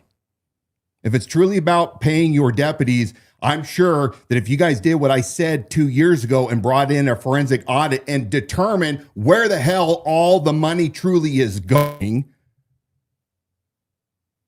you wouldn't be putting everybody else in the county in this position of having to clean up the mess you, Brett Nelson, and Bob Norris created by not getting it in to ask the first time. And it's odd to me that your deputies have to even come in their private capacity while they still are disclosing that they are deputies, you know, just to make sure that the commissioners know they know what they're talking about. It's leadership, Brett. You know this. I have told you and the public for years, it is a rotten culture there and it bleeds it. You can see it day in, day out. The taxpayers are the ones that get to be put on the hook again. 3% increase in property taxes, but where have you guys cut in any of your budgets ever? It's insane. Next week. What you're saying is that gets even better. That same county commissioner meeting that we just watched, 10 minutes or so, it gets even better. They spent 30 minutes. They had deputy after deputy and retired deputy come in and plead their case. But there needs to be note that there is a war against patrol and the jail. I've warned you guys about that 2 years ago when I said that there are cliques inside the sheriff's office and it is not good. The culture is not good. But this is what you guys voted for. So speaking of, we still got a couple of really good topics to go over while you're sitting there. A lot of you really chatting in the comments section. You can still share this while we are live to your page or profile, or send it private message to somebody because you don't want anybody to know you're watching. That's fine too. You can do that because we still have time to join in live on this discussion, and there may be some questions or comments that we get to at the end as well. Indeed. Yeah. We got Norris asking for an investigation. We do. You can't make this stuff up. It's like he's always it's needs the Red Tundra. Special treatment. Red Tundra. We're rolling out the red carpet. Let's go to slide number 1. Oh, I have to do my job. Let me expand this up here. This is from a police report that was obtained here just this week concerning the libel slander investigation, criminal investigation, that Bob Norris, we have the receipts, specifically asked Captain Hager from Coeur d'Alene Police to start because there was a crime committed against the elected sheriff, Bob Norris. And it was so egregious what happened that well, you're going to have to hear what he has to say. Are you going to give context? Words. Are you going to give context retroactively or just the Red Tundra? By now, we're, yeah. It's just infamous. They already know. Okay, famous enough. They already know. Go for it. If I can get my correct slide up here on my end. Okay. Because I got to get the cheater. Oh, you got a cheater slide? All right. Incident number ending in 2196. This is the police report from Officer Chapman. We're going to specifically go over what Bob Norris had to say in his victim interview. I want you to turn the page when I get down to the bottom. So bottom first page. 5/29/26, the sheriff published a media release stating that the claims that he was involved in a drunk driving crash were false. Additionally, it said he was out of the state at the time the crash occurred. I observed multiple media outlets making post reports about the initial claims being false. However, a significant amount of people in the comments did not seem to believe this. There were multiple comments about the corruption of Sheriff Norris and the Kootenai County Sheriff's Office. Okay. Interesting that Chapman put that into their report. Yeah. Here is Bob Norris's interview on 6/3/26 at approximately 13:06 hours. I responded to the sheriff's office to speak with Sheriff Norris. Our conversation was recorded. We're going to obtain that recording, by the way. That'd be a good. Sheriff Norris told me on 5/28/26 he began receiving texts and calls informing him that it was being reported that he was involved in a drunk driving crash and that his wife was also in the vehicle. Sheriff Norris went to a graduation event for his daughter later that night. At the event, he was approached by people asking if he and his wife were okay after the crash. Sheriff Norris discovered that the news story claiming he was involved in a car crash essentially went viral. Sheriff Norris published a press release later that day. This is a bizarre press release. Due to the extent at which this story reached and the amount of people reaching out to Sheriff Norris, he felt it necessary to obtain video footage of his whereabouts during the time of the crash on 5/16/26. This was a day off of work for Sheriff Norris, during which he was enjoying the day with his wife. By the way, he tells us he's on duty 24/7. So that's a little bit of an interesting statement. He's off work. Okay. Yeah. Sheriff Norris and his wife enjoyed the day together and went to an auto dealership in Spokane, painting a great picture. They had a great time together. He provided me with video footage bearing the timestamp of the crash in Spokane. Excuse me, I said that wrong because I'm blind. Sheriff Norris and his wife enjoyed the day together and went to an auto dealership in Spokane, rather. He provided me with video footage bearing the timestamp of the crash. This video proves he and his wife were clearly not involved in the referenced crash. This video was not necessary for my investigation. However, due to the extent that this false report had damaged Sheriff Norris's reputation, he felt it necessary to obtain.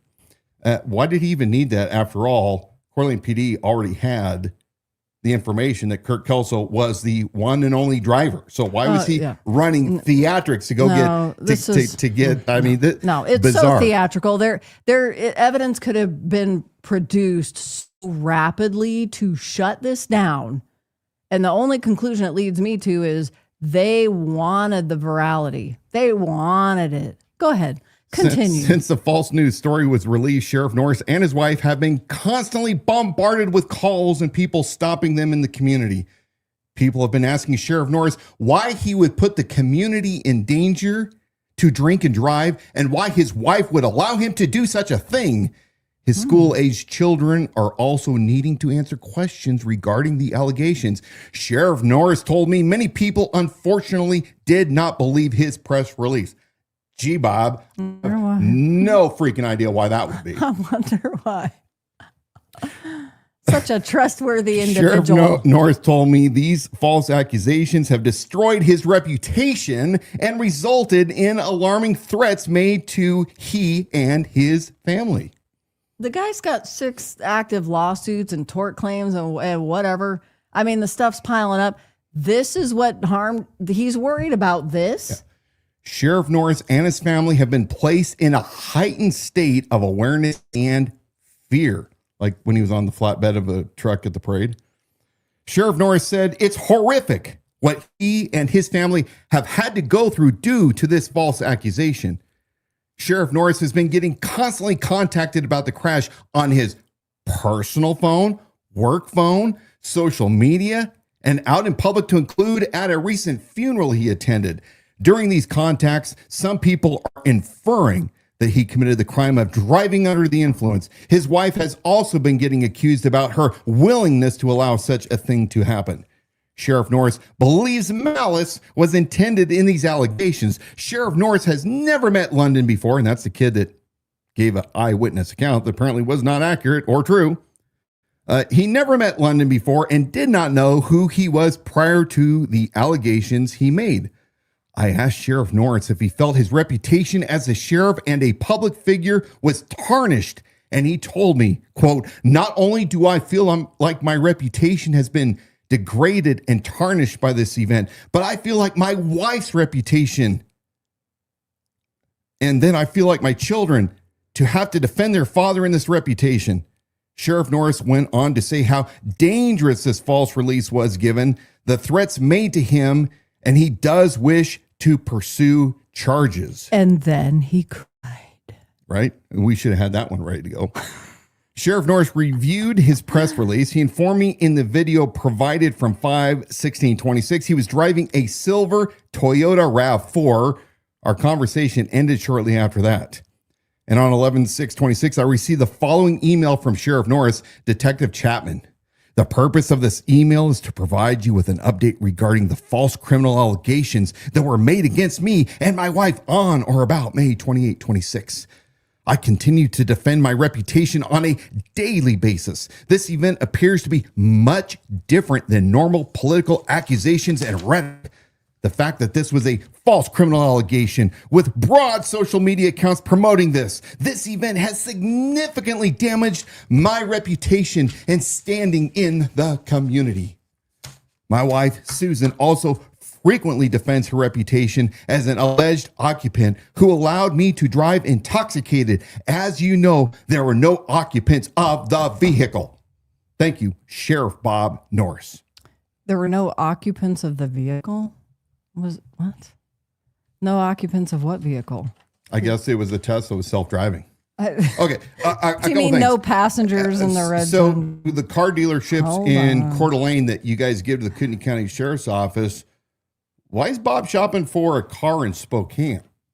Just a question, kind of just a side note. But the fact that he feels like this was a conspiracy to take him down. To me, this comes back to what is it that this dude is prepared for if he can't take an internet rumor? Like he can't take it. This has caused me grave harm. My wife's having it. My kids are suffering because of an internet rumor that could have been dispelled really within minutes. Mm-hmm. He could have come on camera because there were people saying that, like, look, if you're fine, if you really were in an accident, you guys would be banged up. It could have been he could have just played along and it would have been as easy as that. He could have used it like we've done recently with allegations, and we have fun with it and make the people that it's not hard. Look stupid. It's not hard. He also took comments many times that he's received threats. He and his family have received threats. Folks, let me tell you, last time Bob Norris was saying that he was experiencing threats was right after the town hall event when he falsely arrested Teresa Bornpole, manhandled her out, assaulted Greg Johnson. You know, those people that are currently getting ready to sue him and or are in the middle of these federal civil rights lawsuits.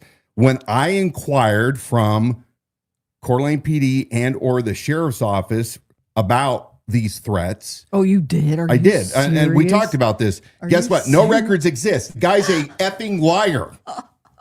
So you did not. I did right after that town hall, and because it was being reported, all the death threats. Anytime a politician or a celebrity says they're getting death threats, 99% of the time, it's all bullshit. For anybody who doesn't realize this, it's a known political tactic that you will say you're being attacked. You will even create opposition on purpose because it makes you appear vulnerable and you garner that sympathy from your support base, and it bolsters you, and from a public relations standpoint, it is an actual political tactic. Mm-hmm. So I think he's full of it. Full of doo-doo. He's been proven to be full of the dookie. Yeah. In the past. This whole thing is funny. You guys can look up the police report yourself and download it. I think even Casey Whalen has copies that he's made available online. It is incident number 26, C as in Charles, 22196. That is 22196. If you're interested in that, of course, we are already planning on getting some of the body camera footage that they're alluding to in this report.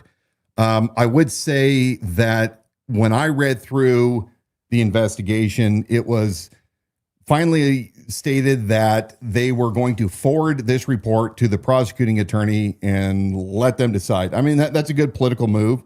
I still think that it's pathetic that Coeur d'Alene didn't tell Bob Norris, who took the cross deputizations away from Dave Hagar and Lee White after Detective Haley, who's now the chief of Rathdrum, arrested and charged Lear Asset Management in the town hall debacle. He didn't like the way it was handled. Norris didn't like the fact that he was mentioned in that report, and he retaliated. We covered this. You know this. And they acquiesced to Bob Norris. They didn't have to do an investigation. Bob could have sent his own goons to do an investigation because he claims he has jurisdiction all over the county. But the way the report reads, you can't tell me that it's not one-sided. It's an embarrassing report. So Chapman, I don't know where you learned your report writing, but you should probably start writing and getting on the best times list because it's wasn't impressive. No, I don't know. What do you guys think? Yeah. Mm-hmm. No. Are we talking about the 4th parade, the 4th of July parade? Is this an intermission time? Oh, how long will it take? You took a breath. Go for it. What do you call those things in the Macy's Day Parade? The floats? Are they just called floats? The big floats? The big floats? Yeah. They're not blimps. They're like the big floats. Floats. Well, they had a float. They had a big float this year in the 4th of July parade down in Coeur d'Alene. Okay. And so I observed it. I'm like, this deserves an award. It was like a blimp, like a big float. I got a video clip of it. For anybody who missed it, I'm going to show you guys. This wins the award for the biggest, most glorious float in the Coeur d'Alene 4th of July parade this year. So enjoy this with us. This is the In Case You Missed It.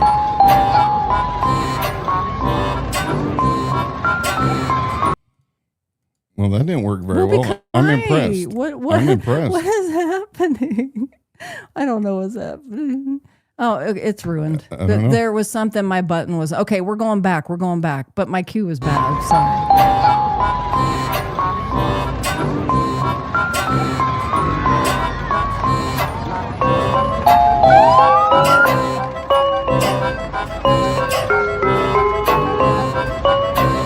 Whoa.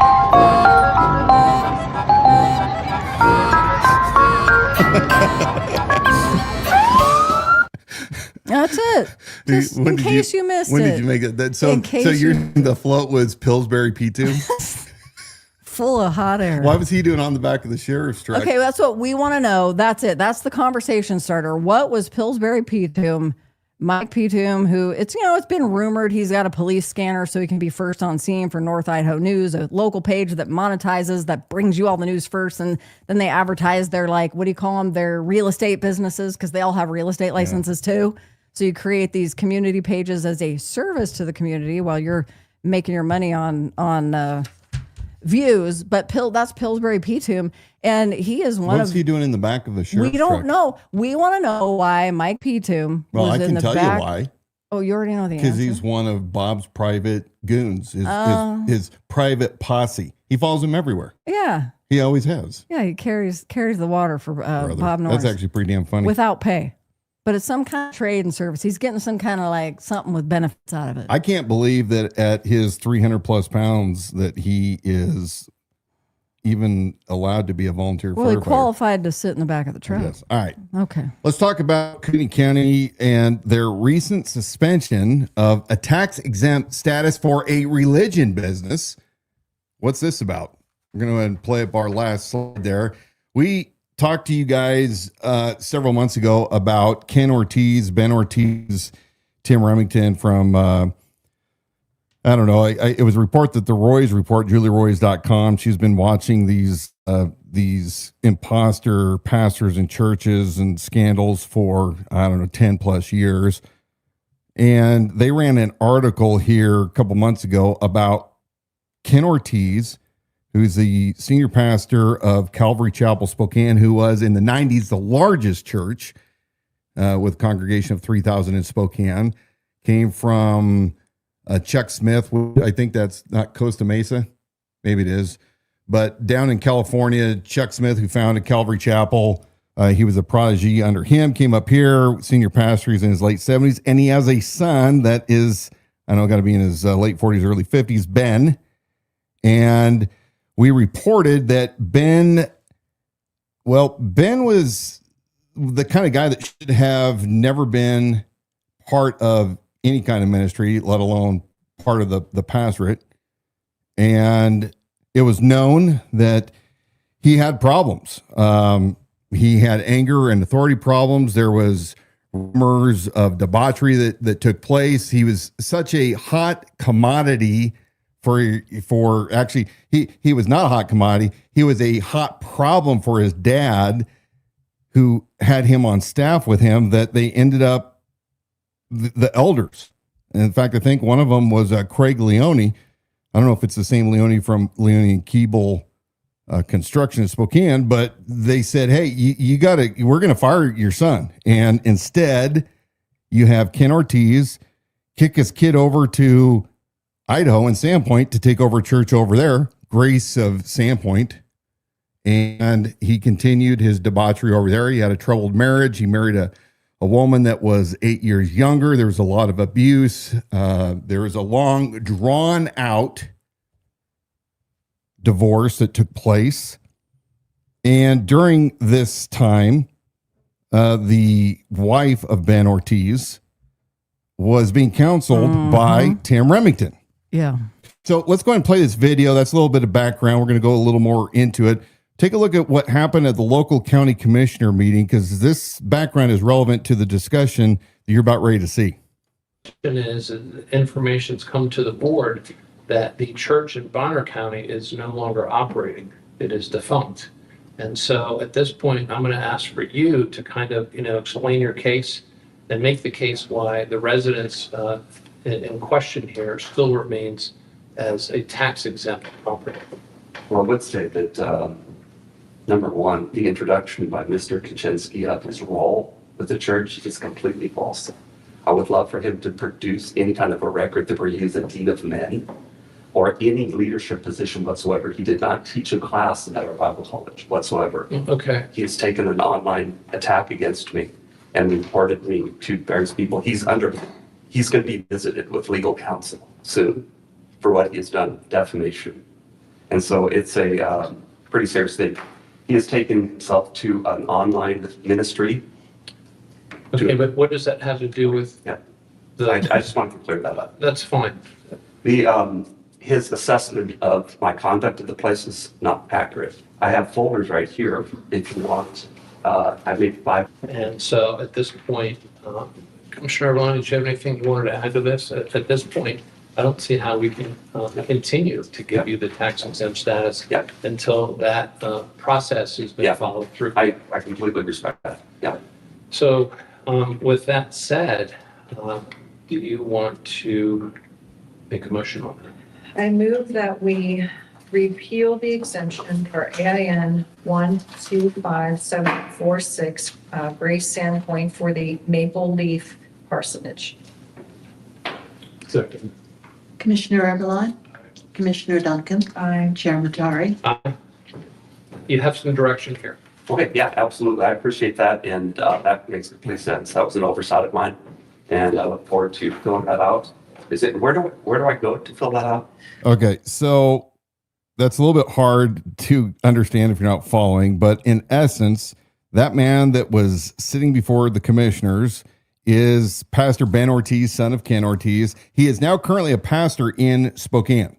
So he went from Spokane to Sandpoint. That blew up. Then he went from Sandpoint back to Spokane again.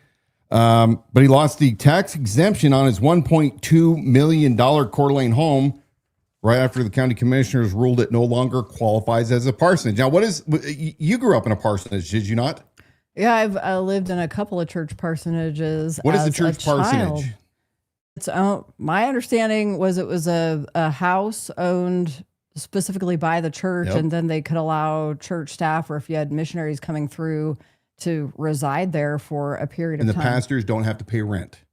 And you don't pay rent. Yeah. You don't have the option to buy. The person living in it Unless you're didn't Paul own Van it. Noy. Well, Then you can sell that's that. where this is what I'm telling you. That's what the deal was growing up. I mean, my dad lived in a couple of multiple parsonages in different cities across. There was not the option to buy. You don't own those homes. Yeah, they're owned by the church. The benefit was you can be here in this ministry making the salary Well, you do as a pastor, and we're giving you a place to live. The commissioners, because they said, hey, we've gotten complaints by people that used to be part of your church in Sandpoint, and they're claiming he's not the pastor anymore, but he has this home that he's claiming is his parsonage, and he's not paying taxes on it. So that's what this hearing was for. You know, these religious business guys, they're pretty savvy. They try to beat the taxes every chance they get, but it no longer, according to the commissioners, qualifies as a parsonage for that Grace Sandpoint church. And effectively, that church is closed. So you saw at the very beginning, Ben was complaining, I'm going to sue. He's going to be hearing from my attorneys because he was ratted out by people with a conscience saying this isn't right. The tax exemption loss ultimately was about $4,700 a year that Ben Ortiz was not having to pay on this 5,700 square foot luxury home. And it no longer qualifies as a parsonage because it's required to have a conditional use permit, which means you have to have an organization. The governing agency has to come in and say, okay, this is what you're using it for. Okay, yep, check. Didn't have any of those. So he's going to allegedly try to argue, and he was arguing online. We didn't play the full 20-minute appeal that, you know, he runs this lucrative online ministry where people can travel to England, and it's more than a vacation. You can learn about the deep theology of those great men of the faith before us, and you can even go to Stonehenge. And he is running a legitimate ministry because he does online preaching from there, and you know there's some Bible studies that take place. But I guess in his defense, he is claiming those things. He's claiming, well, I am doing church things there. It's no longer called Sandpoint anymore. It's just called, I think what's it called? Just called Grace.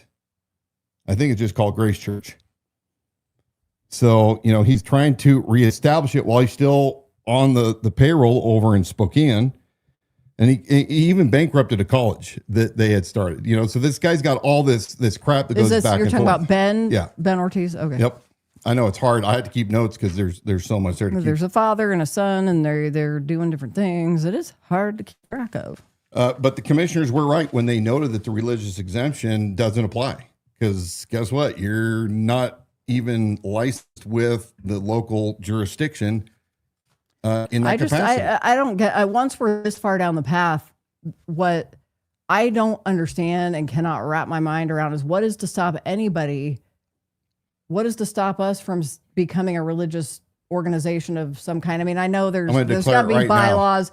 There's got to be bylaws that you have routine gatherings, but do they come in and look at your attendance numbers, or can we just say we are going to routinely gather? Well, you know how it is in the religion business under the 501c3s because the pastors don't have to report. They don't pay taxes. They don't have to report their income to the IRS. IRS can't touch. Then you have all the auxiliaries, right? So why don't we all? What is to stop? Why don't we all just do this? Well, I think that's what many people are doing. Yeah. I think that is the model. But the broader issue with the Ortiz family being the pastors of the Calvary Chapel in Spokane is it's really Ken Ortiz has protected Ben, his son, who has been caught viewing porn at work on computers, berating people that work for him, starting rumors, retaliating against people, spiritual abuse, all of these other things. And, his ex-wife in the 15 hours of trial that they had, when she finally said, I'm done, I'm out of here. She claims severe sexual abuse. And from what I hear from the testimony, it was pretty compelling. She had to even have rectal surgery due to damage that she claims was caused from Ben. Claims that he would choke her to the point where she was almost passed out.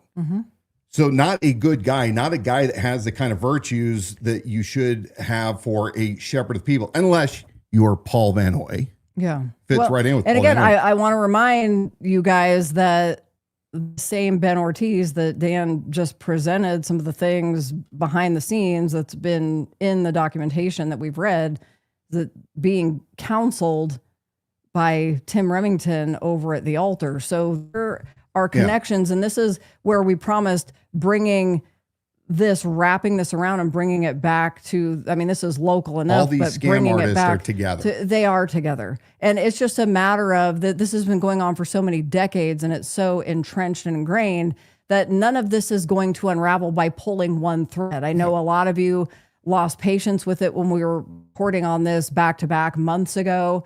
We have not given up that fight, because there has been too many people with accounts that align, witness statements that corroborate each other with the heinous things going on at the altar church and in that recovery ministry, and things we've even proven and have still been told that's just gossip and rumor, and they're incorrect and they're spreading lies. And it's like, well, what part of you in your words are you saying was not? And it's just this ridiculous, like third grade level arguments. And yet people still, they're catering to the lowest common denominator, because people will still buy their excuses. But it's Tim Remington, the altar. And of course you've got John Padula there, who's repeatedly run for office, which is why we were fighting so hard to expose that. But you only have enough time and energy in the day to, like, okay, this is a moving target, so who is most important to go? No, you pushing yourself into authority when you're connected to all of this. John Padula, no, we can't have that. So now, boom, the focus shifts over here. But it's all interconnected. Well, and I want to remind people that the Roy's Report, who has been doing a lot of digging into Calvary Chapel in Spokane, because there's nepotism going on there. There's obviously there is cover-ups of sexual abuse, which is a common theme with all these churches. Nepotism going on where? Because you started talking about the Roy's Report. The Roy's Report has reported in her previous articles on Ortiz about the nepotism going on. There you go. And so the nepotism is, you don't hire your son to take over your empire unless you're there to build a business like Paula White, right? These people that build these businesses under the auspice of religion and Jesus Christ, selling Jesus Christ. But the issue is that Tawny, Ben Ortiz's ex-wife, when they were over in Sandpoint, so there was all this abuse taking place. And I've already told you that when I was a police officer with Spokane, actually was called to a DV a domestic dispute rather, with the Ortiz family. So I've observed things firsthand. I do understand some of that dynamic, although that was years ago. But you have Tim Remington, who magically because remember, Tim Remington's tied into Calvary.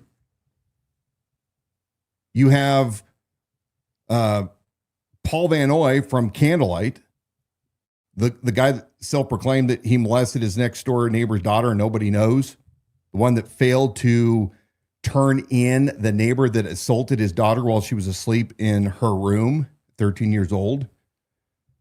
He was tied in with Calvary Chapel as well.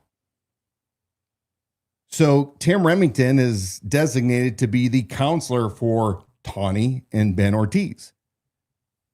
And Remington continued to ask her what was going on and then blamed her. It's your fault. This is why it's your fault. And she eventually, under compulsion from Tim, recanted everything that she had originally said until it got so bad that she finally was able to escape and to divorce. And as a result, all the reality came out in trial from what we heard.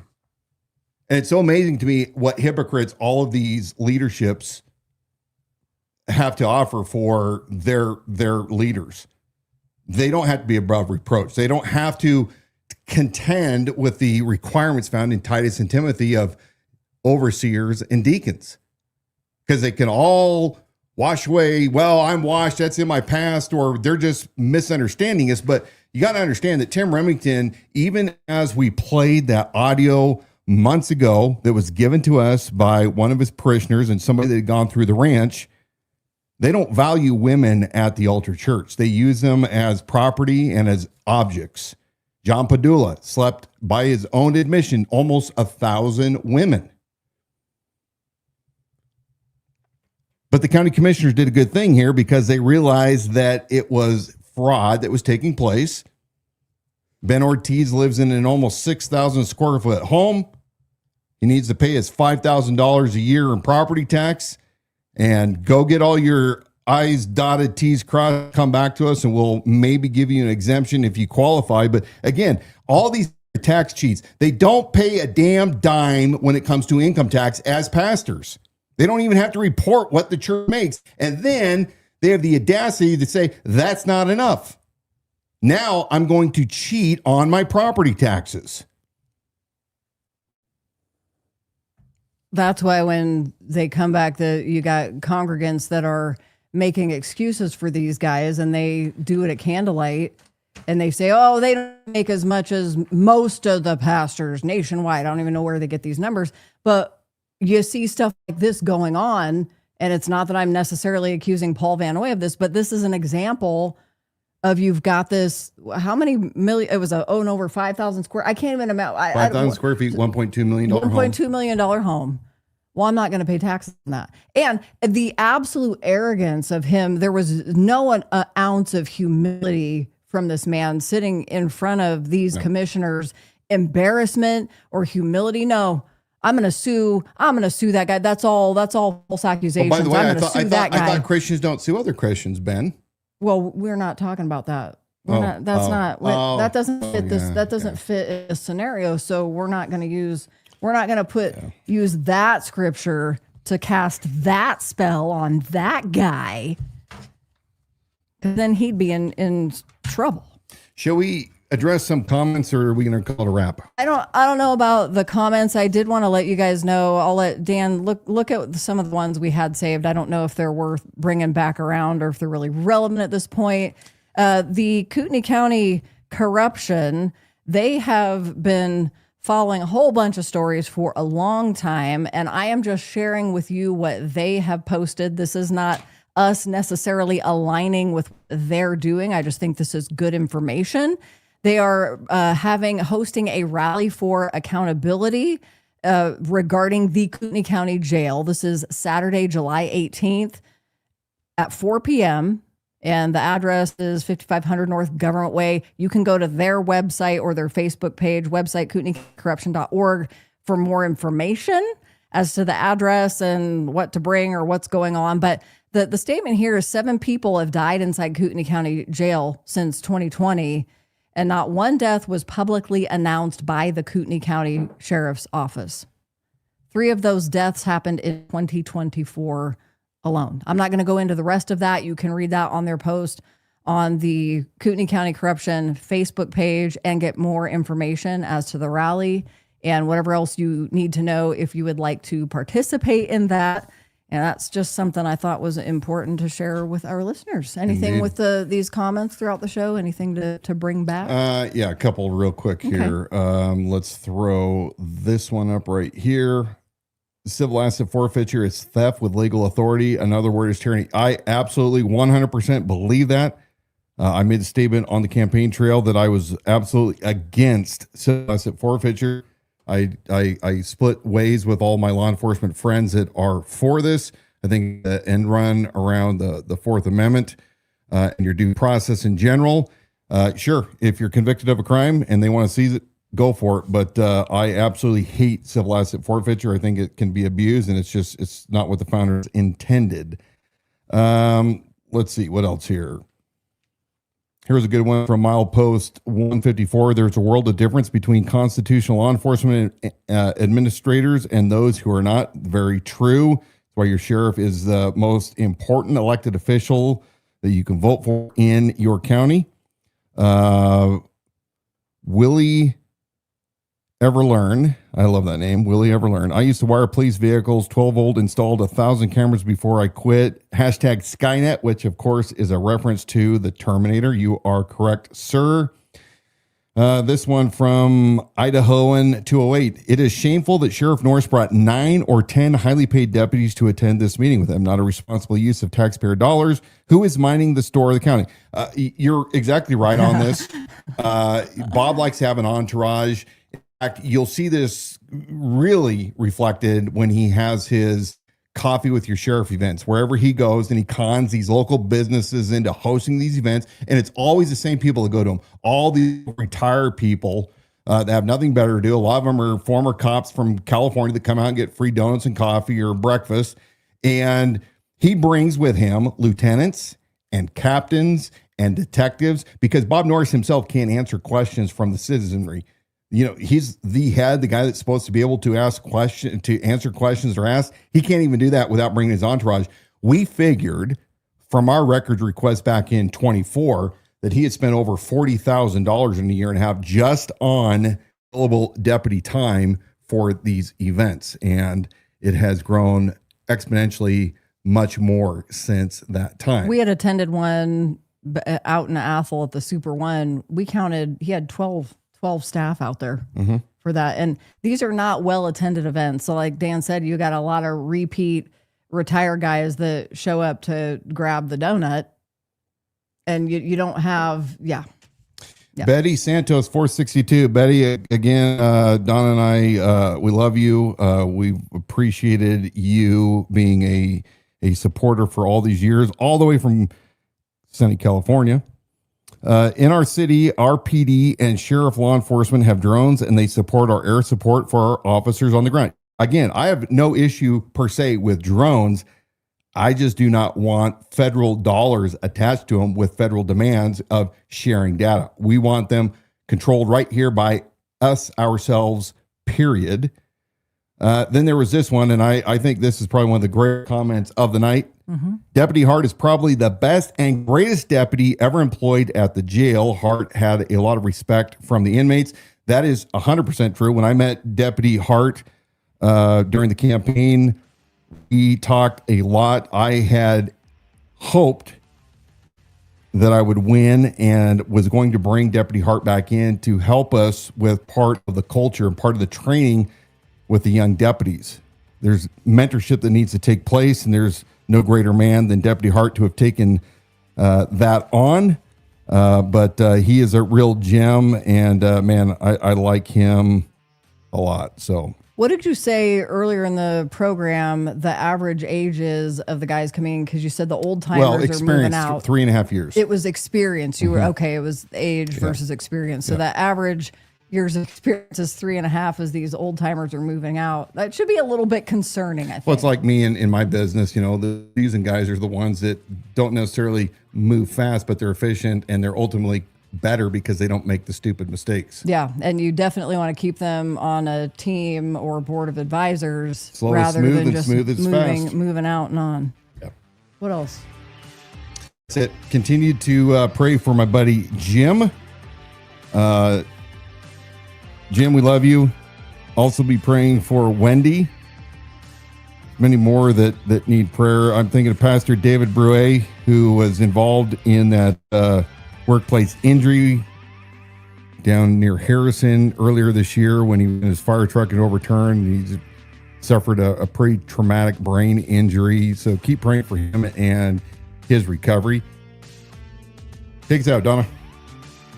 Thank you for joining us tonight on the Liberty Without Compromise broadcast, brought to you by the Liberty Without Compromise Network. If you are new to the program, once again, this is the only live local broadcast in North Idaho dedicated to long-form conversations about the issues shaping our communities. Every single week on Wednesday, 7 p.m. Pacific time, we're going to bring you these interviews, investigations, and continued discussions that you are not going to find anywhere else because we are not bought by anybody. So we say what we want. And we have a commitment to the truth, accountability, and transparencies. So we're seeing where that's fallen through the cracks right here in our lovely region of North Idaho, state of Idaho, and here in Kootenai County. You can still share this on the replay to your friends, your page or profile. Make sure you're subscribing to our social media and staying in touch between our live broadcasts on Wednesdays. That Facebook page is at the Idaho Sheriff, and then also at Liberty Without Compromise. And our YouTube channel is an important one because all of these episodes are archived there. That is at the Idaho Sheriff. Just look that up on YouTube. You can also follow the Idaho Sheriff on TikTok. Follow us on X. We always have a lot of lively discussions there on X. You can say what you want. It's really not censored. Here's a question. How many of you would be interested in us doing a roundtable with some guys for an X-Space event? An X-Space event. So Talking it's about like a surveillance state and law enforcement in general. live broadcast. Bring on that live X-Space. Some different knowledgeable individuals having to be part of that. I think, yeah, it'd be... Yeah, by the way, Will He Ever Learn brings up a great point. The deputies today that were asking for monetary compensation in order to maintain deputies at the jail. Retain deputies at the jail. Look, we stand. A speech impediment. We stand for 2 hours. Yeah, they probably should not be humping at the jail with nurses. Did we talk enough about No, that? and I want to bring something up that I didn't, and we're gonna roll this out. Look, here's bottom line. Uh-oh. If you have sex with anybody while you're on duty, no matter if it's a patrol car, outside a patrol car, inside a jail, you should be fired, period. Zero tolerance. Dan Wilson would have fired that deputy right then, right there. So any of you little jackasses that keep coming back and saying, consenting adults and let people do... No, there is a respect and dignity that must take place with the sheriff's office. I just couldn't let it sit there with no music. All right. Have a good night. Okay. We'll see you guys next week.